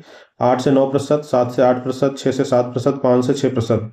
ये कई बार प्रश्न पूछा गया है यूपीपीसीएस में 2014, 2001, 2003, 2006, फिर 2014 और इधर 2002 में। ठीक है, उत्तर है इसका ए, 8 से 9%। व्याख्या है, प्रश्न काल में विकल्प ए सही उत्तर था। 28 फरवरी 2025 को राष्ट्रीय सांख्यिकी कार्यालय द्वारा जारी राष्ट्रीय आय के द्वितीय अग्रिम अनुमान 2024-25 के अनुसार स्थिर कीमतों पर वर्ष 2024-25 के लिए जीडीपी वृद्धि दर 6.5% तथा वर्ष 2023-24 के लिए जीडीपी वृद्धि दर 9.2% दर्ज की गई है। 1998-99 के लिए सकल घरेलू उत्पाद की वृद्धि दर कितनी रही है? 5.5%, 5.6%, 5.7%, 6.5%। यूपीपीसीएस में कई बार यह प्रश्न पूछा गया है। 1999, 97, 2000, 2005, यूपी लोअर 2002, 2003, यूपीपीसीएस में 2003, 2005। इस तरीके से इसका उत्तर क्या रहा है? इसका उत्तर है डी, 6.5%। यहाँ पर आप देखिए। आइए व्याख्या पढ़ते हैं। प्रश्न काल के संदर्भ में विकल्प डी सही उत्तर है। फरवरी 2025 को राष्ट्रीय सांख्यिकी कार्यालय NSO द्वारा जारी राष्ट्रीय आय के द्वितीय अग्रिम अनुमान 2024-25 के अनुसार स्थिर यानी 2011-12 की कीमतों पर वर्ष 2024-25 के लिए जीडीपी वृद्धि दर 6.5% तथा 2023-24 के लिए जीडीपी वृद्धि दर 9.2% दर्ज है। अगला प्रश्न है, भारत में सकल घरेलू उत्पाद वर्ष 2012-13 के 4.5% की तुलना में वर्ष 2013-14 में 4.7% तक बढ़ी, जिसका कारण था सेवा क्षेत्र में उच्च वृद्धि दर, निर्माण क्षेत्र की उच्च वृद्धि दर, कृषि एवं संबंधित क्षेत्र की उच्च वृद्धि दर, उपयुक्त सभी इनमें से कोई नहीं। तो डी उत्तर है क्या? सी है, कृषि एवं संबंधित क्षेत्र की उच्च वृद्धि दर। छत्तीसगढ़ पीसीएस 2014 का प्रश्न है। आइए व्याख्या देखते हैं। आर्थिक सर्वेक्षण 2013-14 के अनुसार भारत में सकल घरेलू उत्पाद की वृद्धि दर 2012-13 के 4.5% की तुलना में 13-14 में 4.7% रही। इस वृद्धि का प्रमुख कारण कृषि एवं संबंधित क्षेत्र की उच्च वृद्धि दर को माना जा सकता है। अगला है, 28 फरवरी 2025 को राष्ट्रीय सांख्यिकी कार्यालय द्वारा जारी राष्ट्रीय आय के द्वितीय अग्रिम अनुमान 2024-25 के अनुसार स्थिर यानी 2011-12 की कीमतों पर कृषि एवं संबद्ध क्षेत्र की वृद्धि दर 2024-25 में 4.6% अनुमानित है, जबकि वर्ष 2023-24 में के लिए यह 2.7% अनुमानित है। आगे देखिए, निम्नलिखित में से किस उपक्षेत्र यानी सब सेक्टर की वर्ष 2008-9 की तुलना में वर्ष 2009-10 में ऋणात्मक समृद्धि दर रही है? कृषि तथा संबंधित क्षेत्र, निर्माण, खनन एवं उत्खनन, बिजली, गैस तथा जलापूर्ति। यूपी आरओ 2013 का प्रश्न है, इसमें स्टार लगा हुआ है। आइए व्याख्या देखते हैं। यद्यपि वर्ष 2009-10 में प्रकाशित आर्थिक सर्वेक्षण के अनुसार प्रश्नगत विकल्प ए को सही माना जा सकता है, लेकिन तब वर्ष 2009-10 के आंकड़े अग्रिम अनुमान पर, जबकि वर्ष 2008-9 के आंकड़े संशोधित अनुमान पर आधारित थे। चलिए आगे चलते हैं। यहां पर देखिए टेबल के साथ आगे और डिटेल में व्याख्या है। वर्ष 2013-14 की आर्थिक सर्वेक्षण में आंकड़े वास्तविक रूप में संशोधित होकर प्रकाशित हो चुके थे, जिनके अनुसार वर्ष 2008-9 की तुलना में वर्ष 2009-10 में दिए गए विकल्पों में से किसी में भी ऋणात्मक वृद्धि नहीं रही है। 28 फरवरी 2025 को राष्ट्रीय सांख्यिकी कार्यालय द्वारा जारी राष्ट्रीय आय के द्वितीय अग्रिम अनुमान 2024-25 के अनुसार विकल्पगत क्षेत्रों की वृद्धि दर निम्न है। यहां पर आप देखिए, कृषि वानिकी एवं मत्स्य, निर्माण, खनन एवं उत्खनन, विद्युत, गैस एवं जलापूर्ति एवं अन्य, ये जो पीछे क्षेत्र दिए गए थे उनकी वृद्धि दर और संबंधी अनुमान यहाँ पर दिए गए हैं। आप इनको देख लेना, ठीक है। सबसे ज्यादा कहां पे रही थी? वर्ष 2023-24 में निर्माण क्षेत्र में, देखिए 10.4% थी। चलिए अगले प्रश्न को देखते हैं। अगला प्रश्न है, रिजर्व बैंक ऑफ इंडिया के हाल के आकलन के अनुसार 2002-2003 में विकास दर होगी। देखो, जो आंकड़े आधारित प्रश्न होते हैं उसमें मैंने पहले भी आप लोगों को बताया था, जैसे फसलों का उत्पादन था, खनिज, इसमें रिजर्व और इसका प्रोडक्शन, इनसे दोनों से संबंधित जो हो गए, राष्ट्रीय आय, ये जो आंकड़े हैं, तो आंकड़े कभी पुराने याद नहीं करने होते हैं। अब ये प्रश्न आपको लग रहा होगा जब इतना पुराना प्रश्न है तो दिया क्यों गया है इस किताब में, ठीक है, इन्होंने क्यों शामिल किया घटना चक्र वालों ने। तो यहां से क्या पता चलता है, नेचर, क्वेश्चंस का नेचर पता चलता है कि क्या पूछा गया था उस समय, और अभी भी पूछा जा सकता है। तो अभी 2002-3 के बारे में तो नहीं पूछा जाएगा, लेकिन 2024-25 या फिर 2025-26 के बारे में जरूर पूछा जाएगा। तो आपको ये चीज सेम क्वेश्चन के लिए रेडी करनी है। तो जब भी आंकड़े पढ़िए तो इसको ध्यान मत दीजिए, ठीक। जितने भी आंकड़े हम लोगों को पढ़ने हैं सभी नए आंकड़े ही पढ़ने हैं, और इसी आधार पे प्रश्न पूछे जाएंगे और पूछे जा भी रहे हैं। आप विभिन्न परीक्षाओं की प्रश्न पत्र उठाकर देखिए, इसी टाइप के प्रश्न पूछे जा रहे हैं। तो ये प्रश्न पूछा गया था 2002 में, इसका उत्तर ए है, क्योंकि प्रश्न काल में विकल्प ए सही था, ठीक है। विकास दर कितनी थी उस समय? 2002-3 के आसपास 5 से 5.5% के आसपास थी, 5.5%। अभी हाल की व्याख्या के अनुसार क्या है, भारतीय रिजर्व बैंक द्वारा 9 अप्रैल 2025 को जारी मौद्रिक नीति वक्तव्य 2025-26 में वर्ष 2025-26 के लिए वास्तविक जीडीपी वृद्धि दर 6.5% अनुमानित है, जबकि 28 फरवरी 2025 को राष्ट्रीय सांख्यिकी कार्यालय द्वारा जारी राष्ट्रीय आय के द्वितीय अग्रिम अनुमान 2024-25 के अनुसार स्थिर कीमतों पर, यानी 2011-12 की कीमतों पर वर्ष 2024-25 के लिए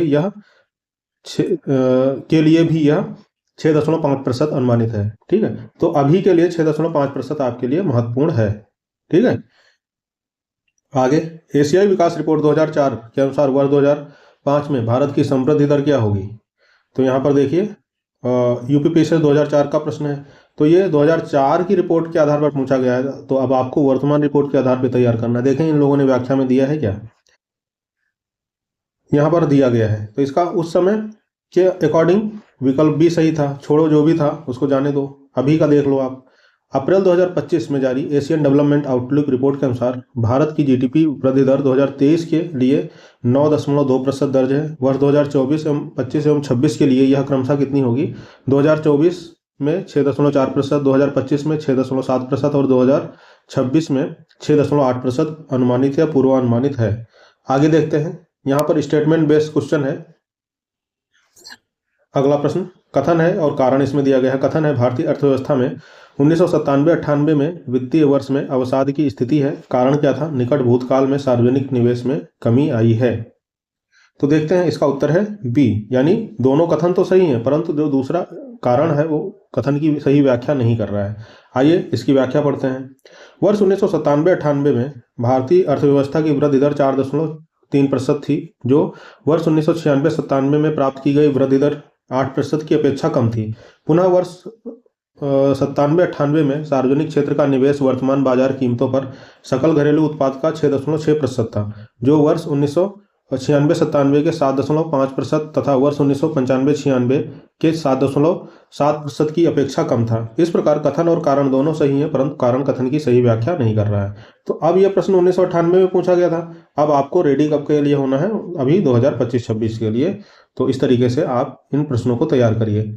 अगला है, पिछले 15 वर्षों में भारतीय अर्थव्यवस्था में ऊंची, इसमें यह कथन है, पिछले 15 वर्षों में भारतीय अर्थव्यवस्था ऊंची औसत सकल राष्ट्रीय उत्पाद वृद्धि दर पर पहुंच गई है। इसका कारण दिया गया है, इस अवधि में बचत अनुपात में निरंतर वृद्धि हुई है। तो इसका उत्तर है ए, यानी दोनों सही हैं और जो कारण है कथन की सही व्याख्या भी कर रहा है। ठीक, चलते हैं आगे। इसकी व्याख्या यहां पर है, आप देखिए। व्याख्या है, सकल राष्ट्रीय उत्पाद की वृद्धि दर छठी पंचवर्षीय योजना यानी 1980 से 1985 में 5.5% वार्षिक, सातवीं पंचवर्षीय योजना 1985 से 90 में 5.8% वार्षिक तथा आठवीं पंचवर्षीय योजना 1992-97 में 6.8% वार्षिक रही, जो कि पूर्व अवधि में प्राप्त राष्ट्रीय उत्पाद की वृद्धि दर की अपेक्षा ऊंची थी। इसी प्रकार वर्ष 1980-81 में बचत दर जीडीपी के 18.9% से बढ़कर 1995-96 में 25.1% हो गया। अतः कथन एवं कारण दोनों सही हैं तथा कारण कथन की सही व्याख्या करता है। आगे अभी के लिए तो आंकड़े इसमें नहीं है, लेकिन 2000 से 2015 की अवधि के लिए बताया गया है। वर्ष 2000 से 2015 की अवधि में भी भारतीय अर्थव्यवस्था की कमोबेश यही स्थिति रही। यदि वर्तमान की बात की जाए तो कोविड-19 से पूर्व भारतीय अर्थव्यवस्था वैश्विक स्तर पर सबसे तीव्र दर हासिल करने वाली अर्थव्यवस्थाओं में से एक रही है, जबकि कोविड-19 के समय अन्य अर्थव्यवस्थाओं के साथ साथ भारतीय अर्थव्यवस्था की वृद्धि दर में भी गिरावट दर्ज की गई है। वर्तमान वैश्विक संस्थाओं IMF, वर्ल्ड बैंक आदि द्वारा अनुमानित आंकड़ों के अनुसार एक बार पुनः भारतीय अर्थव्यवस्था वैश्विक स्तर पर तीव्र वृद्धि दर हासिल करने वाली अर्थव्यवस्थाओं में से एक है। आगे देखते हैं। अगला प्रश्न है, निम्नलिखित राज्यों को वर्ष 1998-99 की प्राप्त प्रति व्यक्ति आय के अवरोही क्रम में यानी डिसेंडिंग ऑर्डर में लगाना है तथा नीचे दिए गए कूट से सही उत्तर का चुनाव करना है। महाराष्ट्र, गुजरात, उत्तर प्रदेश, पंजाब, इनको उनकी प्रति व्यक्ति आय के अवरोही क्रम में लगाना है। तो ये प्रश्न पूछा गया था 2001 में यूपीपीसीएस में, और इसका उत्तर है बी। ठीक है, उत्तर बी सही है। यहाँ पर आप देखिए, यानी DABC उस समय के अकॉर्डिंग ठीक था। प्रश्न काल में विकल्प बी सही उत्तर था। आर्थिक समीक्षा अभी का आपको याद करना है। आर्थिक समीक्षा 2024-25 के अनुसार प्रश्नगत राज्यों की चालू कीमतों पर प्रति व्यक्ति निवल राज्य घरेलू उत्पाद 1 अगस्त 2024 तक निम्न है। चलिए आगे टेबल दी गई होगी। हाँ देखिए, महाराष्ट्र, गुजरात, तमिलनाडु, कर्नाटक, इसमें सबसे ज्यादा किसकी है आप देख सकते हैं। सबसे ज्यादा गुजरात है, नहीं, सबसे ज्यादा तमिलनाडु है, 2,72,451। फिर है गुजरात 2,52,389। फिर है महाराष्ट्र 1,81,678। और फिर है कर्नाटक, ये है 84,126। ठीक, तो उपयुक्त तालिका से स्पष्ट है कि वर्ष 2022-23 के आंकड़ों के आधार पर विकल्पगत राज्यों का क्रम क्या होगा? BADC होगा। तो अभी के लिए इन राज्यों का हालांकि जरूरी नहीं कि यही राज्य पूछे जाएं, फिर भी आप इनको याद कर सकते हैं, इनका क्रम याद कर सकते हैं। चलिए आगे चलते हैं। फिर से एक प्रश्न, निम्नलिखित राज्यों पर विचार कीजिए। यह है राज्य गुजरात, कर्नाटक, महाराष्ट्र, तमिलनाडु। प्रश्न है, इन राज्यों का उनके प्रति व्यक्ति निवल राज्य घरेलू उत्पाद यानी per capita net state domestic product के संदर्भ में अवरोही क्रम यानी डिसेंडिंग ऑर्डर क्या है? तो यह प्रश्न पूछा गया था 2001 में। यहाँ उत्तर है स्टार लगा हुआ है, यानी उस समय 2001 के अनुसार तो बहुत ज्यादा महत्व नहीं रखता है। तो 2001 के आसपास जब ये प्रश्न पूछा गया था, इसका विकल्प डी सही था। अभी आर्थिक समीक्षा 2024-25 के अनुसार प्रश्नगत राज्यों का चालू कीमतों पर प्रति व्यक्ति निवल राज्य घरेलू उत्पाद 1 अगस्त 2024 तक ये था। आप देखिए, महाराष्ट्र, गुजरात, तमिलनाडु, कर्नाटक। तो महाराष्ट्र का है 2,52,389, गुजरात 2,72,451, तमिलनाडु 2,77,804 और कर्नाटक 3,04,474। ये इस तरीके से ये निवल राष्ट्रीय आय है रुपए में चालू कीमतों पर वर्ष 2022-23 के लिए। आगे चलते हैं। अगला प्रश्न है, वर्तमान कीमतों पर प्रति व्यक्ति आय किस भारतीय राज्य में सबसे कम है? बिहार, उत्तर प्रदेश, उड़ीसा, नागालैंड, इनमें से कोई नहीं या एक से अधिक? उत्तर है इसका ए। बीपीएससी 2017 का प्रश्न है। तो प्रति व्यक्ति आय किसकी कम थी? बिहार की। व्याख्या देखते हैं। प्रश्न काल तथा आर्थिक समीक्षा 2024-25 के अनुसार भी विकल्प ए सही उत्तर है। आर्थिक समीक्षा 2024-25 के अनुसार वर्ष 2022-23 के संदर्भ में वर्तमान कीमतों पर विकल्पगत राज्यों का प्रति व्यक्ति शुद्ध राज्य घरेलू उत्पाद 1 अगस्त 2024 तक निम्न है। बिहार में देखिए कितना है, 53,478। उत्तर प्रदेश 84,126। उड़ीसा 1,43,768। नागालैंड 1,45,537। आगे है नोट एक दिया गया है, आर्थिक समीक्षा 2024-25 के अनुसार वर्ष 2022-23 के संदर्भ में वर्तमान कीमतों पर भी भारतीय राज्यों में सबसे कम प्रति व्यक्ति शुद्ध राज्य घरेलू उत्पाद बिहार कितना है? अभी हमने देखा था 53,478 रुपये तथा सर्वाधिक प्रति व्यक्ति शुद्ध राज्य घरेलू उत्पाद सिक्किम का है। कितना? 5,20,466 रुपये है। तो ये सबसे कम और सबसे अधिक वाले याद रखने आपको। बिहार में प्रति व्यक्ति शुद्ध राज्य घरेलू उत्पाद बिहार में है सबसे कम, और सबसे अधिक है सिक्किम में। सिक्किम में कितना है? 5,20,466 रुपये। तो ये चीजें आपको याद रखनी है। अगला प्रश्न फिर से लगभग वही है, किस राज्य की प्रति व्यक्ति वार्षिक आय न्यूनतम आंकी गई है? बिहार, मध्य प्रदेश, उड़ीसा, उत्तर प्रदेश। तो उत्तर होगा इसका, भी हमने देखा है, बिहार होगा 1993 और 2008 इसका, और यूपी लोअर 2004 में ये प्रश्न पूछा गया था। यूपी पीसीएस 1993, 2008 और 2004। उत्तर वही है, बिहार। प्रश्न काल तथा आर्थिक समीक्षा 2024-25 के आधार पर भी विकल्प सी सही उत्तर है। आगे चलते हैं, व्याख्या है इसकी। आर्थिक समीक्षा 2024-25 के अनुसार चालू कीमतों पर वर्ष 2022-23 में विकल्पगत राज्यों की प्रति व्यक्ति शुद्ध राज्य घरेलू उत्पाद निम्न है। बिहार में 53,478 रुपये, मध्य प्रदेश में 1,32,010 रुपये, उड़ीसा में 1,43,768 रुपये तथा पश्चिम बंगाल में 1,39,442 रुपये है। आगे अगला प्रश्न है, निम्न में से किस राज्य में औसत प्रति व्यक्ति आय सर्वाधिक है? तो वैसे तो सिक्किम में हमने देखा था, लेकिन इन राज्यों में कहाँ पे सबसे ज्यादा है? तो वहां गोवा में है। आप देखिए गोवा है। ठीक है, आइए, यह प्रश्न पूछा गया था 1994 में। प्रश्न काल में विकल्प बी सही उत्तर था। तो उस समय कहाँ था? पंजाब था, लेकिन अभी वर्तमान में गोवा है। आइए देखते हैं आगे।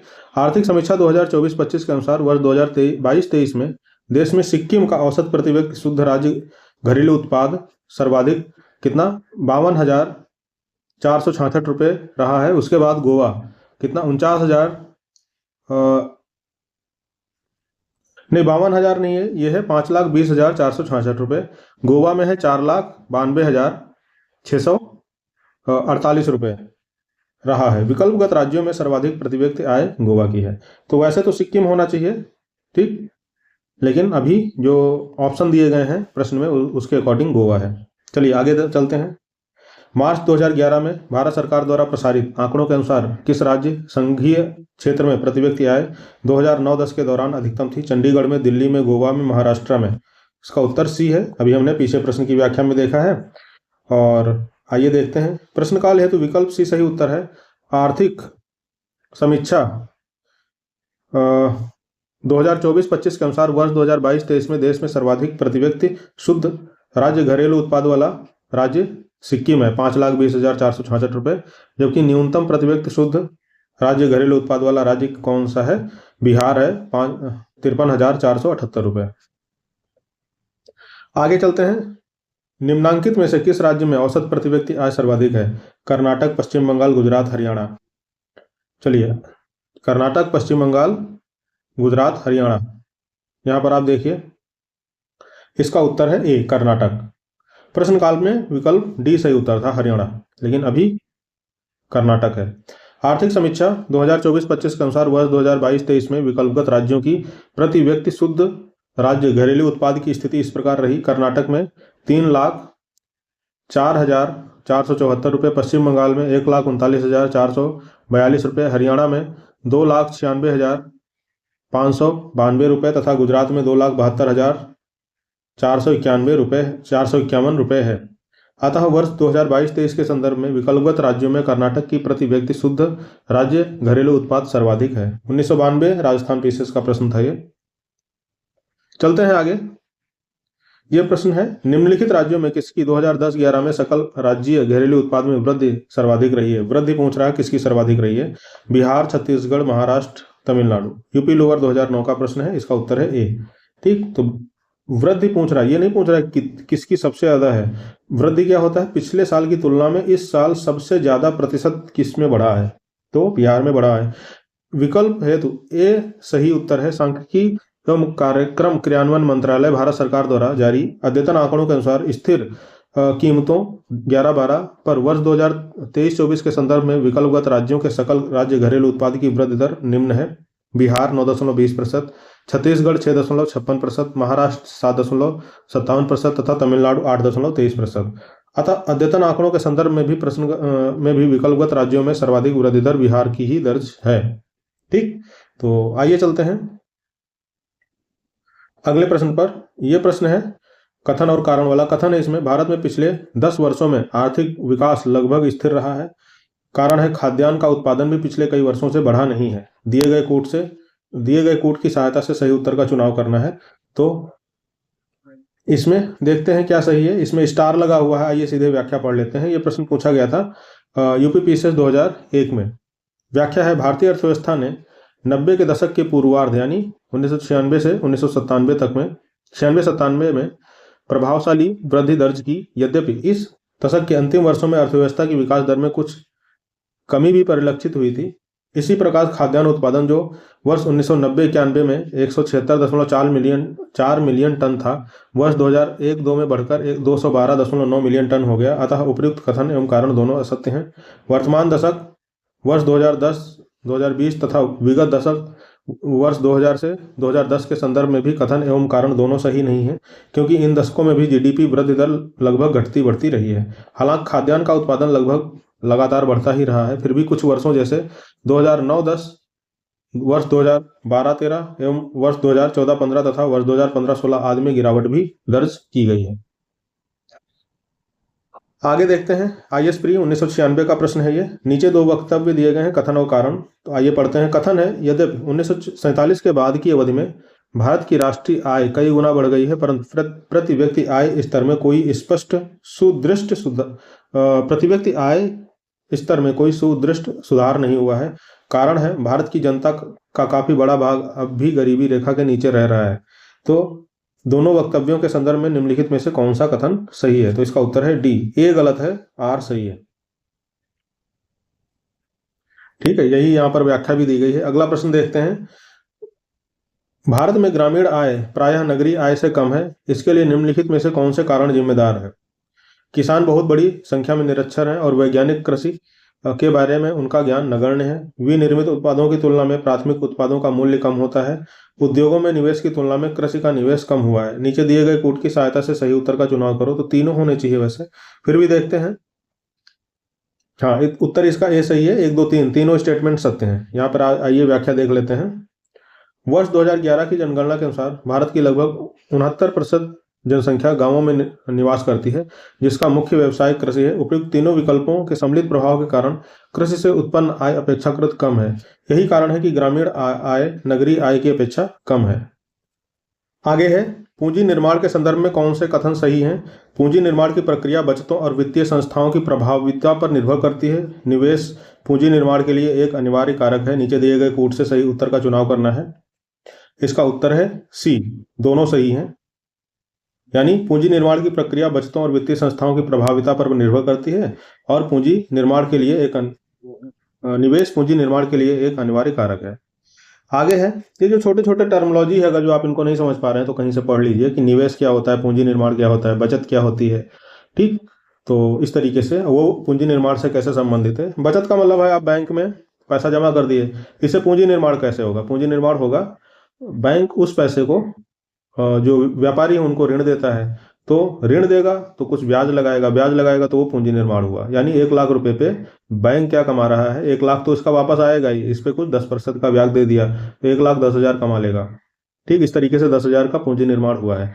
तो इस तरीके इसको ऐसे डिनोट करते हैं कैपिटल आउटपुट रेशियो करके।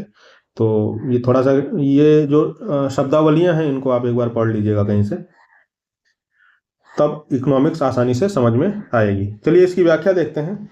पूंजी निर्माण यानी कैपिटल फॉर्मेशन शब्द का उपयोग किसी विशेष देश के लिए लेखांकन अवधि के दौरान शुद्ध पूंजी संचय का वर्णन करने के लिए किया जाता है।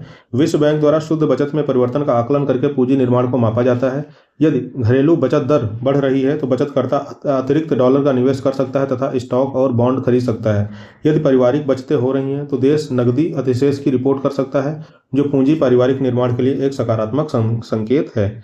आगे चलते हैं। भारत में बचत और पूंजी निर्माण की ऊंची दर होते हुए भी समृद्धि दर कम होने के क्या कारण है? ऊंची जन्म दर, विदेशी सहायता का नीचा स्तर, नीचा पूंजी उत्पाद अनुपात, ऊंचा पूंजी उत्पाद अनुपात। तो इसका यही उत्तर होगा, नीची पूंजी उत्पाद अनुपात। चलिए एक बार उत्तर देखते हैं फिर बताएंगे। सॉरी, नीचा पूंजी उत्पाद अनुपात नहीं होगा, यहाँ पे होना चाहिए ऊंचा पूंजी उत्पाद अनुपात। क्यों? ये ऊंचा पूंजी उत्पाद अनुपात का मतलब है आप बहुत अधिक मात्रा में पूंजी लगा रहे हैं तब थोड़ा सा उत्पाद हो रहा है। ठीक, 1,00,000 रुपए पे आपको 10,000 रुपए ही जनरेट हो रहे हैं। 1,00,000 रुपए पर जो जनरेट हो रहा है वो 1,10,000 हो रहा है, 1,10,000। ठीक, वहीं अमेरिका जैसे देशों में 1,00,000 आप इन्वेस्ट करेंगे तो वहां पे हो सकता है कि 1,30,000 उत्पादन हो, 1,30,000 के बराबर उत्पादन हो। तो वहां पर 20,000 आपकी तुलना में 20,000 वहां के लोगों को अधिक फायदा हो रहा है, यानी वहां पर क्या है कि नीचा पूंजी उत्पादन अनुपात है। चलिए आगे चलते हैं। इसका हाँ उत्तर यहाँ पर डी दिया गया है, आप देखिए एक बार। उत्तर डी है, 1995 का प्रश्न था ये आईएएस का। आइए व्याख्या देखते हैं।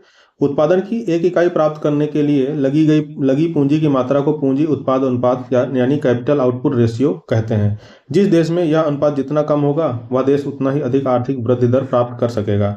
अल्प विकसित एवं विकासशील देशों में पूंजी उत्पाद अनुपात काफी ऊंचा रहता है, जिससे इन अर्थव्यवस्थाओं की वृद्धि दर नीची बनी रहती है। भारत में विकास दर के अपेक्षित स्तर को प्राप्त न कर पाने का एक प्रमुख कारण ऊंचा पूंजी उत्पाद अनुपात रहा है। हालांकि वर्तमान में यदि कोरोना आपदा को छोड़ दिया जाए तो भारत की समृद्धि दर में वृद्धि देखी जा सकती है। अगला प्रश्न है, यहाँ पर देखिए, उच्च बचत वाली अर्थव्यवस्था के होते हुए भी किस कारण पूंजी निर्माण महत्वपूर्ण उत्पादन वृद्धि में परिणामित नहीं हो पाता है? कमजोर प्रशासन तंत्र, निरक्षरता, उच्च जनसंख्या घनत्व, उच्च पूंजी उत्पादन अनुपात। तो यही उत्तर होना चाहिए इसका, डी। आईएएस प्री 2018 का प्रश्न है, इसका उत्तर डी है। देखो यही प्रश्न रिपीट हो गया, ये भी प्रश्न आईएएस प्री जो 1995 में प्रश्न पूछा गया था और यही प्रश्न सीधे पूछ लिया गया 2018 में। तो इस तरीके से प्रश्न रिपीट होते हैं, आप इनको थोड़ा सा ध्यान से देखकर पढ़िए। व्याख्या इसकी है, पूंजी उत्पाद अनुपात किसी अर्थव्यवस्था में एक इकाई उत्पादन हेतु आवश्यक पूंजी की मात्रा को दर्शाता है। जब किसी अर्थव्यवस्था का पूंजी उत्पाद अनुपात अधिक होता है तो इसका अर्थ है कि उत्पादन प्रक्रिया कम दक्ष है, अर्थात एक इकाई के उत्पादन हेतु अधिक पूंजी का उपयोग होता है। इसके विपरीत निम्न पूंजी उत्पाद अनुपात उत्पादन प्रक्रिया की दक्षता को दर्शाता है, क्योंकि अब कम पूंजी के प्रयोग द्वारा ही एक इकाई उत्पादित की जा सकती है। यदि अर्थव्यवस्था में उच्च पूंजी उत्पाद अनुपात अधिक है तो उस अर्थव्यवस्था में अधिक बचत तथा अधिक निवेश से भी अत्यधिक उत्पादन प्राप्त नहीं हो पाता, क्योंकि प्रत्येक इकाई के उत्पादन में अधिक पूंजी निवेशित करना होता है। तो इस तरीके से आप समझिए इन चीजों को। अगला प्रश्न है, निम्नलिखित में से कौन से मुख्य कारणों से भारत में प्रति व्यक्ति आय में वृद्धि की दर धीमी है? उच्च पूंजी उत्पाद अनुपात, जनसंख्या वृद्धि की ऊंची दर, पूंजी निर्माण की ऊंची दर, वित्तीय घाटे का ऊंचा स्तर। सही उत्तर का चयन नीचे दिए गए कूटों से करना है। तो आइए, यहां पर दिया गया है 1 और 2 ऑप्शन सही है। ठीक, उत्तर इसका डी सही है, 1 और 2, बाकी तीसरा चौथा गलत है। आइए इसकी व्याख्या पढ़ लेते हैं एक बार। भारतीय अर्थव्यवस्था में प्रति व्यक्ति आय में धीमी वृद्धि के 2 प्रमुख कारण हैं, उच्च पूंजी उत्पादन अनुपात तथा जनसंख्या वृद्धि की ऊंची दर। ग्रॉस डोमेस्टिक प्रोडक्ट में वृद्धि के बावजूद जनसंख्या की तीव्र वृद्धि के कारण प्रति व्यक्ति आय में आनुपातिक रूप से तीव्र वृद्धि नहीं हो पाती है। पुनः पूंजी उत्पाद अनुपात ऊंचा होने के कारण प्रति इकाई उत्पादन की लागत बढ़ती है, फलस्वरूप जीडीपी में तीव्र वृद्धि नहीं हो पाती है। इसकी परिणति प्रति व्यक्ति आय में निम्न वृद्धि के रूप में होती है। अगला प्रश्न है, उत्तर प्रदेश में प्रति व्यक्ति आय की निम्नता के कारणों के बारे में निम्न कथनों पर विचार कीजिए। कौन कौन से कारण है जिससे उत्तर प्रदेश में प्रति व्यक्ति आय निम्न है, यह पता करना है। तेजी से बढ़ती जनसंख्या, साहसीपन का अभाव। यहाँ पर ट्रांसलेशन गलत लिखा है, साहसीपन नहीं होता है, सही शब्द क्या होगा, उद्यमिता होता है। ठीक है, तो इन लोगों ने उद्यमिता को, ये ट्रांसलेशन की कमी आती है। जब आप इंग्लिश वाला देखोगे तो वहाँ पर इंटरप्रेन्योरशिप दिखेगा।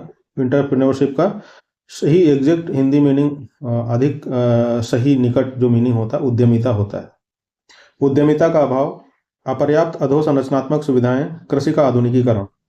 तो कृषि का आधुनिकीकरण इसका कारण नहीं होगा, आधुनिकीकरण तो आय को बढ़ाता है। बाकी तीनों इसमें से सही हो सकते हैं। तो 1 2 3, हाँ उत्तर बी सही है। यहाँ पर आप देखिए यूपीपीसीएस मेंस 2005 का प्रश्न है, 1 2 3 उत्तर बी सही है। व्याख्या है इसकी, उत्तर प्रदेश में प्रति व्यक्ति आय की निम्नता के प्रमुख कारण तेजी से बढ़ती जनसंख्या, साहसीपन का अभाव तथा अपर्याप्त अधोसंरचनात्मक सुविधाएं आदि हैं, जो कथन 1 2 3 में दिए गए हैं।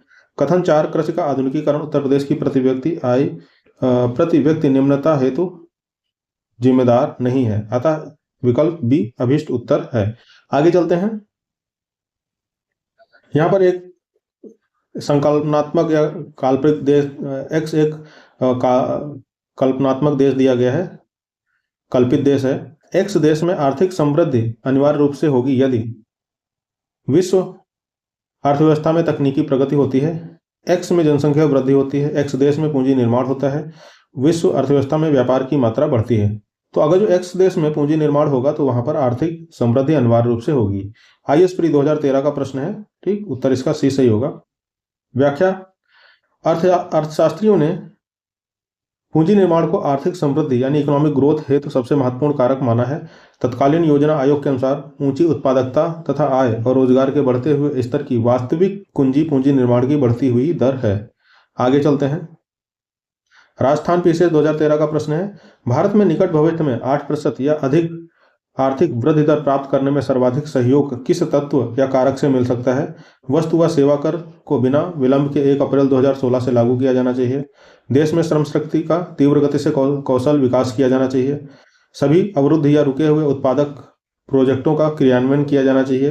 व्यवसाय व्यापार करने को आसान बनाने में तेज रफ्तार से वृद्धि की जानी चाहिए। तो वैसे तो पूंजी निर्माण सभी के द्वारा होगा, लेकिन सभी अवरुद्ध या रुके उत्पादक प्रोजेक्टों का क्रियान्वयन करने से क्या कहते हैं, तीव्र पूंजी निर्माण होगा। पूंजी निर्माण होगा तो आर्थिक वृद्धि तेजी से प्राप्त की जा सकती है। इसका उत्तर होगा सी। यहां पर आप देखिए उत्तर सी सही है। व्याख्या है इसकी, भारत में निकट भविष्य में 8% या अधिक वृद्धि के लिए सर्वाधिक सहयोग सभी अवरुद्ध या रुके हुए उत्पादक प्रोजेक्टों का क्रियान्वयन करके प्राप्त किया जा सकता है। हालांकि अन्य कारक जैसे वस्तु एवं सेवा कर को लागू करके, श्रम संहिता का कौशल विकास करके और श्रम शक्ति का कौशल विकास करके और व्यापार की प्रक्रिया को सरल करके भी इसमें दीर्घकाल में वृद्धि की जा सकती है। हालांकि राजस्थान लोक सेवा आयोग द्वारा इस प्रश्न का उत्तर विकल्प ए दिया गया है। अच्छा, विकल्प आयोग ने उत्तर इसका ए माना था सर, वस्तु व सेवा कर को बिना विलंब के 1 अप्रैल 2016 से लागू करना। उस समय चर्चा में रहा होगा तो इन्होंने अपने तरीके से प्रश्न बनाया और अपने तरीके से उत्तर दिया। लेकिन इनमें चारों ऑप्शंस में सबसे ये देखना होगा कि सबसे अधिक पूंजी निर्माण कहां से हो रहा है। तो सबसे अधिक पूंजी निर्माण यहां से होगा, मतलब त्वरित रूप से। वैसे दीर्घकाल में यहां से भी होगा। लास्ट वाला ऑप्शन भी सही है, पहला वाला भी सही है। आगे देखते हैं, निम्न कारणों में से कौन सा कारण भारत के प्रति व्यक्ति वास्तविक आय में धीमी बढ़त के लिए मुख्य रूप से उत्तरदायी रहा है। जनसंख्या में तेज बढ़त, मूल्यों में भारी बढ़त, कृषि तथा औद्योगिक क्षेत्रों के विकास में धीमी गति, विदेशी विनिमय की अनुपलब्धता। विदेशी विनिमय की अनुपलब्धता तो नहीं थी। 1 2 3 इसका होना चाहिए उत्तर। अनुपलब्ध तो कभी नहीं रहा, विदेशी विनिमय कम उपलब्ध रहा है, ये हो सकता है। फिर भी आज ये देखते हैं, इसका उत्तर है बी, यानी 1 2 3। हाँ 1 2 3 है, चौथा नहीं होगा, वो एक्सट्रीम स्टेटमेंट है। इसका मतलब है विदेशी विनिमय उपलब्ध ही नहीं। विदेशी विनिमय का मतलब है रुपए के बदले किसी दूसरी करेंसी को बदलना।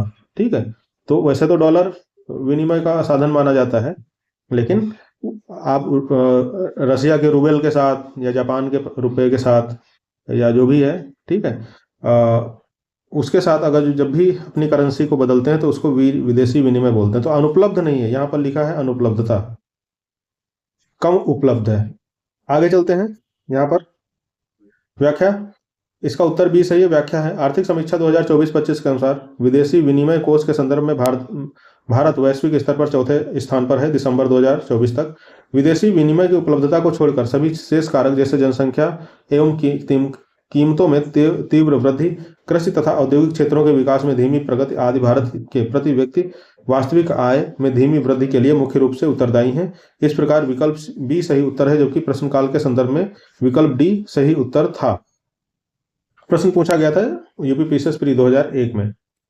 अगला प्रश्न है, दशक 2001-2010 में भारत के सकल घरेलू बचत की उच्चतम दर प्राप्त हुई थी। वर्ष 2005-06 में, 2006-07 में, 2007-08 में, 2008-09 में। यूपीपीसीएस मेंस 2009 का प्रश्न है, उत्तर है इसका सी, वर्ष 2007-08 में। आइए इसकी व्याख्या देखते हैं। प्रश्नकाल तथा आर्थिक सर्वेक्षण 2024-25 के अनुसार भी दशक 2001 से 2001 से 2010-2011 में सकल घरेलू बचत जीडीपी के प्रतिशत के रूप में उच्चतम वर्ष 2007-08 में प्राप्त हुई थी। ये कितनी थी? 37.8%। जबकि वर्ष 2010-11 से 2022-23 के मध्य सर्वाधिक बचत वर्ष 2010-11 में दर्ज की गई थी। ये कितनी थी? 36.9%। आर्थिक समीक्षा 2024-25 के अनुसार वर्ष 2021-22 से 23 तथा 21-22 से 21-22 तथा 22-23 में सकल घरेलू बचत की दर क्रमशः 31.2% एवं 30.20% रही है। तो आप देखिए, अभी करंट का देख लीजिएगा 2025-26 वाला। फिर आगे चलते हैं। भारतीय अर्थव्यवस्था के लिए घरेलू बचत की औसत दर वर्तमान किस परास में आकलित की गई है? 15 से 20%, 20 से 25%, 25 से 30%, 30 से 35%। तो 30 से 35% आकलित की गई है। 1997 आईएस प्री का प्रश्न है, उत्तर है इसका डी। व्याख्या है, आर्थिक सर्वेक्षण 2024-25 के अनुसार वर्ष 2021-22, 22-23 में सकल घरेलू बचत क्रमशः 31.2% तथा 30.2% दर्ज की गई, जो कि 30 से 35% के परास में है। परास मतलब रेंज। अतः विकल्प डी को सही उत्तर माना जा सकता है। प्रश्नकाल के संदर्भ में विकल्प बी सही उत्तर था। आगे है, वर्ष 2012-13 में भारत की सकल घरेलू बचत दर कितनी थी? ये थी ई, इसका उत्तर है इनमें से कोई नहीं है। छत्तीसगढ़ पीसीएस 2014 का प्रश्न है। तो सकल घरेलू उत्पाद का 30.1%, सकल घरेलू उत्पाद का 25.8%, सकल घरेलू उत्पाद का 22.3%, सकल घरेलू उत्पाद का 34.6%। ये सभी ऑप्शन गलत हैं। ठीक है, आइए व्याख्या पढ़ते हैं। आर्थिक सर्वेक्षण 2024-25 के अनुसार वर्ष 2012-13 में भारत की सकल घरेलू बचत यानी जीडीपी के प्रतिशत के रूप में 33.9% दर्ज है। जबकि आर्थिक सर्वेक्षण 2013-14 के अनुसार वर्ष 2012-13 के लिए यह आंकड़ा 30.1% था। अतः आर्थिक सर्वेक्षण 2024-25 के अनुसार सही उत्तर विकल्प ई होगा, जबकि प्रश्नकाल के संदर्भ में भी सही उत्तर विकल्प ए होगा। आर्थिक सर्वेक्षण 2024-25 के अनुसार वर्ष 2020-21, 2021-22 एवं 2022-23 के संदर्भ में भारत की सकल घरेलू बचत क्रमशः 29.10%, 31.20% तथा 30.20% दर्ज है। आगे वर्तमान 2006-07 में भारत में बचत अनुपात है जीडीपी के 20 से 25% के बीच, जीडीपी के 25 से 30% के बीच, जीडीपी के 30 से 32% के बीच, जीडीपी के 32% से ऊपर। यूपीपीसीएस प्री 2008 का प्रश्न है ये। इसका उत्तर है डी, जीडीपी के 32% के ऊपर। ठीक, चलिए आगे चलते हैं। अब हम लोग अंतिम राउंड में आ रहे हैं, लगभग 2-4 प्रश्न और बचे हैं। इसकी व्याख्या है, आर्थिक सर्वेक्षण 2024-25 के अनुसार वर्ष 2006-07 में भारत की सकल घरेलू बचत 34.9% दर्ज है। अतः विकल्प डी सही उत्तर है। प्रश्नकाल में भी विकल्प डी सही उत्तर था। आगे है, भारतीय आर्थिक समीक्षा 2024-25 के अनुसार वर्ष 2022-23 में सकल घरेलू बचत जीडीपी का 30.2% है, जिसमें घरेलू क्षेत्र की बचत 18.4%, निजी क्षेत्र की बचत 11.2% तथा सार्वजनिक क्षेत्र की बचत 0.6% है। भारत में निम्नलिखित क्षेत्रों में से कौन सा एक क्षेत्र बचत में सर्वाधिक योगदान करता है? बैंकिंग तथा वित्तीय क्षेत्र, निर्यात क्षेत्र, घरेलू क्षेत्र, निजी कारपोरेट क्षेत्र। तो इसका उत्तर होगा सी होना चाहिए। हाँ, सी है, घरेलू क्षेत्र। यूपी यूडीएलडी 2001 और यूपी पीसीएस 2004 का प्रश्न है। व्याख्या है इसकी, प्रश्नकाल तथा आर्थिक समीक्षा 2024-25 के अनुसार भी सकल बचत में सर्वाधिक योगदान घरेलू क्षेत्र का ही है। आर्थिक समीक्षा 2024-25 के अनुसार वर्ष 2022-23 में सकल बचत में सर्वाधिक हिस्सा घरेलू क्षेत्र का है। कितना है? 18.4%। उसके बाद क्रमशः निजी क्षेत्र 11.2% तथा सार्वजनिक क्षेत्र कितना? 0.6% का हिस्सा है। तो सार्वजनिक क्षेत्र का हिस्सा जो है बचत में सबसे कम है, 0.6%। अगला प्रश्न है, भारत में बचत में भागीदारी के संदर्भ में पिछले 4 वर्षों के आधार पर निम्नलिखित में से कौन सा कथन सही है?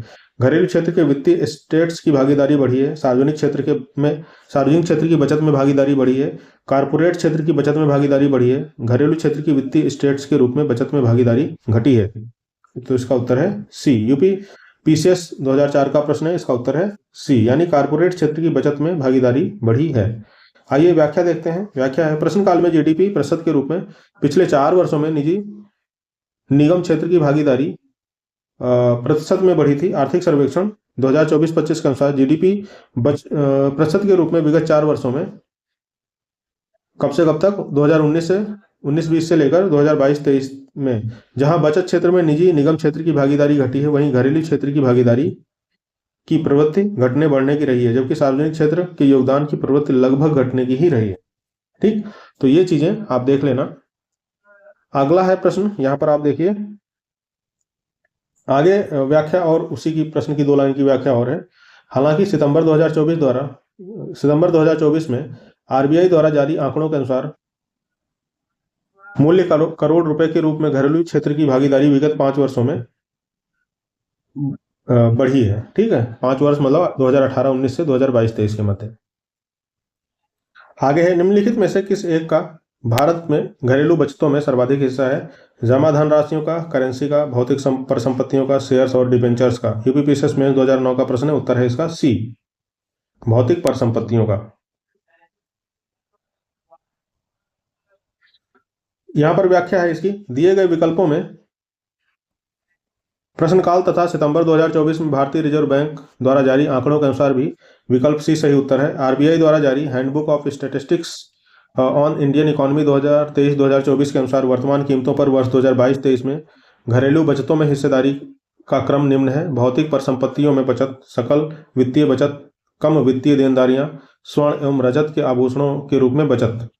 आगे है, भारतीय रिजर्व बैंक द्वारा जारी आंकड़ों के अनुसार वर्तमान कीमतों पर वर्ष 2022-23 में क्षेत्रवार घरेलू बचत निम्न है। यहाँ पर दिया गया है, एक मद है और इधर बचत की राशि दी गई है। भौतिक परिसंपत्तियों में बचत है 34,83,370। सकल वित्तीय बचत है 29,73,637 करोड़ रुपए में है ये सब। कम वित्तीय देनदारियां 15,57,190 करोड़। स्वर्ण एवं रजत के आभूषणों के रूप में बचत 63,397 करोड़ रुपए। ठीक, प्रश्न है, यह अंतिम प्रश्न होगा। भारत में निम्नलिखित 4 प्रमुख क्षेत्रों में से बचत का उदय होता है: गृहस्थ, निजी निगम क्षेत्र, सार्वजनिक निगम एवं अन्य लोक उपक्रम, सरकार। नीचे दिए गए कोड का उपयोग करते हुए उपयुक्त क्षेत्रों के योगदान का सही अवरोही क्रम इंगित कीजिए। तो आइए चलते हैं ए बी सी डी करके। यहाँ पर उत्तर है सी, 1 2 3 4 उसी क्रम में दिया गया है। यहाँ पर आप देख सकते हैं, यानी सबसे अधिक बचत होती है घरेलू क्षेत्र से, यानी गृहस्थ क्षेत्र से, फिर निजी निगम क्षेत्र, फिर सार्वजनिक निगम एवं अन्य लोक उपक्रम, और फिर है अंतिम में सरकार द्वारा। तो यहाँ पर पूरी टेबल दी गई है सभी की बचतों का। व्याख्या है, प्रश्नकाल तथा आरबीआई द्वारा सितंबर 2024 में जारी आंकड़ों के अनुसार वर्ष 2022-23 में भारत में सकल घरेलू बचत में प्रश्नगत क्षेत्रों का योगदान अवरोही क्रम कैसा था? गृहस्थ क्षेत्र, फिर था इसके बाद है गैर वित्तीय निगम क्षेत्र, फिर वित्तीय निगम तथा सरकार। तो इस तरीके से था। आप यहाँ से इनके आंकड़े पढ़ सकते हैं, या आपके पास जो हार्ड कॉपी है या पीडीएफ है तो आप वहां से पढ़ सकते हैं। ठीक है, ये 2022-23, 21-22 के आंकड़े करोड़ रुपए में दिए गए हैं। यह है सकल बचत, यह है वित्तीय निगम, सरकार, घरेलू क्षेत्र। ठीक, तो ये आप देख सकते हैं यहाँ से। तो यहाँ तक बने रहने के लिए बहुत बहुत धन्यवाद। इसी तरीके से पढ़ेंगे भाई। और आप लोगों को ये PDF पानी है तो आप टेलीग्राम चैनल को सब्सक्राइब कर लो, नीचे टेलीग्राम चैनल को ज्वाइन कर लो, डिस्क्रिप्शन बॉक्स में उसकी लिंक दी गई है। और इस तरीके से हम लोग करेंगे। एक टेस्ट प्रोग्राम भी हम लोग टेस्ट क्या answer daily answer writing program run कर रहे हैं, आप उसको आगे देख सकते हैं हमारे साथ में। आइए मैं उसके बारे में थोड़ा सा बता दूं आपको। इस PDF को बंद कर रहा हूं, इसमें कोई आपको कमेंट करने हैं तो इससे संबंधित कोई सुझाव है तो आप कमेंट सेक्शन में लिखिए, और बाकी कोई बात करनी है तो ये जो नंबर दिया गया है इस पर व्हाट्सएप करिए। यहाँ पर एक नंबर है, इस पर आप व्हाट्सएप कर सकते हैं। PDF के माध्यम से भी, PDF अपने दोस्तों के साथ शेयर करेंगे तो इसके माध्यम से भी आप, ये टेलीग्राम चैनल की लिंक आपको यहाँ से मिल जाएगी, ये यूट्यूब चैनल की लिंक है। तो चैनल को सब्सक्राइब कर लीजिए और आगे चलते हैं test daily answer writing program के बारे में। बस 1 मिनट और लगेगा। तो ये टेस्ट प्रोग्राम है, इसमें ये daily answer writing test program है। इसकी फीस है 500 रुपये पर मंथ। इसमें क्या क्या आपको होगा कि डेली आपके प्रतिदिन 2 उत्तरों की जांच की जाएगी, मंडे से सैटरडे तक, मंडे टू फ्राइडे तक, ठीक है, फ्राइडे तक। सैटरडे को क्या करेंगे आप, निबंध लेखन करेंगे। तो इस तरीके से 4-5 दिन आप करेंगे आंसर राइटिंग और छठे दिन आप करेंगे ऐसे राइटिंग। इसका मीडियम हिंदी और इंग्लिश कुछ भी हो सकता है। साप्ताहिक चर्चा प्रीलिम्स और मेंस पर आपकी की जाएगी या व्यक्तिगत रूप से भी आपसे बात की जाएगी। ये नंबर दिया गया है, इस पर व्हाट्सएप कर देंगे तो आपको कॉल कर लिया जाएगा। फिर व्यक्तिगत मार्गदर्शन, आपको आंसर लिखना नहीं आ रहा है, कोई कंटेंट में प्रॉब्लम है, प्रेजेंटेशन में प्रॉब्लम है तो आपको बताई जाएगी। आप इसका टेस्ट लेना चाह रहे हैं तो 4 डेमो उत्तर की जांच आप करा सकते हैं। और जो लोग फीस पेमेंट करके ज्वाइन करेंगे उनको सेपरेट टेलीग्राम ग्रुप में जोड़ दिया जाएगा पेमेंट के बाद। तो वहाँ पर रेगुलर कुछ लोग लिख रहे हैं तो आप उनके कॉपीज भी पढ़ सकते हैं। तो इस तरीके से आपको लाभ मिलेगा। इन 2 उत्तरों में आप क्या कर सकते हैं, GS के 1 to 4 कोई भी 2 उत्तर डेली लिख के चेक करा सकते हैं, या फिर आप एक GS का उत्तर और प्लस एक हिंदी लिटरेचर जो ऑप्शनल सब्जेक्ट है उससे लिख सकते हैं, या दोनों हिंदी लिटरेचर ऑप्शन से भी कर सकते हैं। तो इस तरीके से थोड़ी थोड़ी राइटिंग प्रैक्टिस डेली 1-1, 2-2 आंसर की आपकी होती रहेगी। बहुत अच्छा मूल्यांकन किया जाता है, उस पर अलग से हम एक कोई सेपरेट वीडियो बना लेंगे। कुछ वीडियोस जो कॉपी अब तक चेक की गई हैं उनके पढ़े हुए भी हैं, आप वहाँ जाकर देख लीजिए हम लोग कैसे कॉपी चेक करते हैं, और काफ़ी सुधार मिलता है आपको। वर्तनी सुधार, स्ट्रक्चर, प्रेजेंटेशन, हर चीज़ में मदद की जाती है। तो ये चीज़ें आज की थी जो हम लोगों को डिस्कशन करनी थी। बहुत बहुत धन्यवाद। अगले चैप्टर का वेट करिए। करंट अफेयर्स विजन की मैगजीन से पढ़ रहे हैं, उनके वीडियोज़ को भी देखिए, वहाँ पर भी हमें कमेंट करके बताइए कि आपको लाभ मिल रहा है या उसमें कुछ सुधार करने की आवश्यकता है। Thank you so much. Good luck.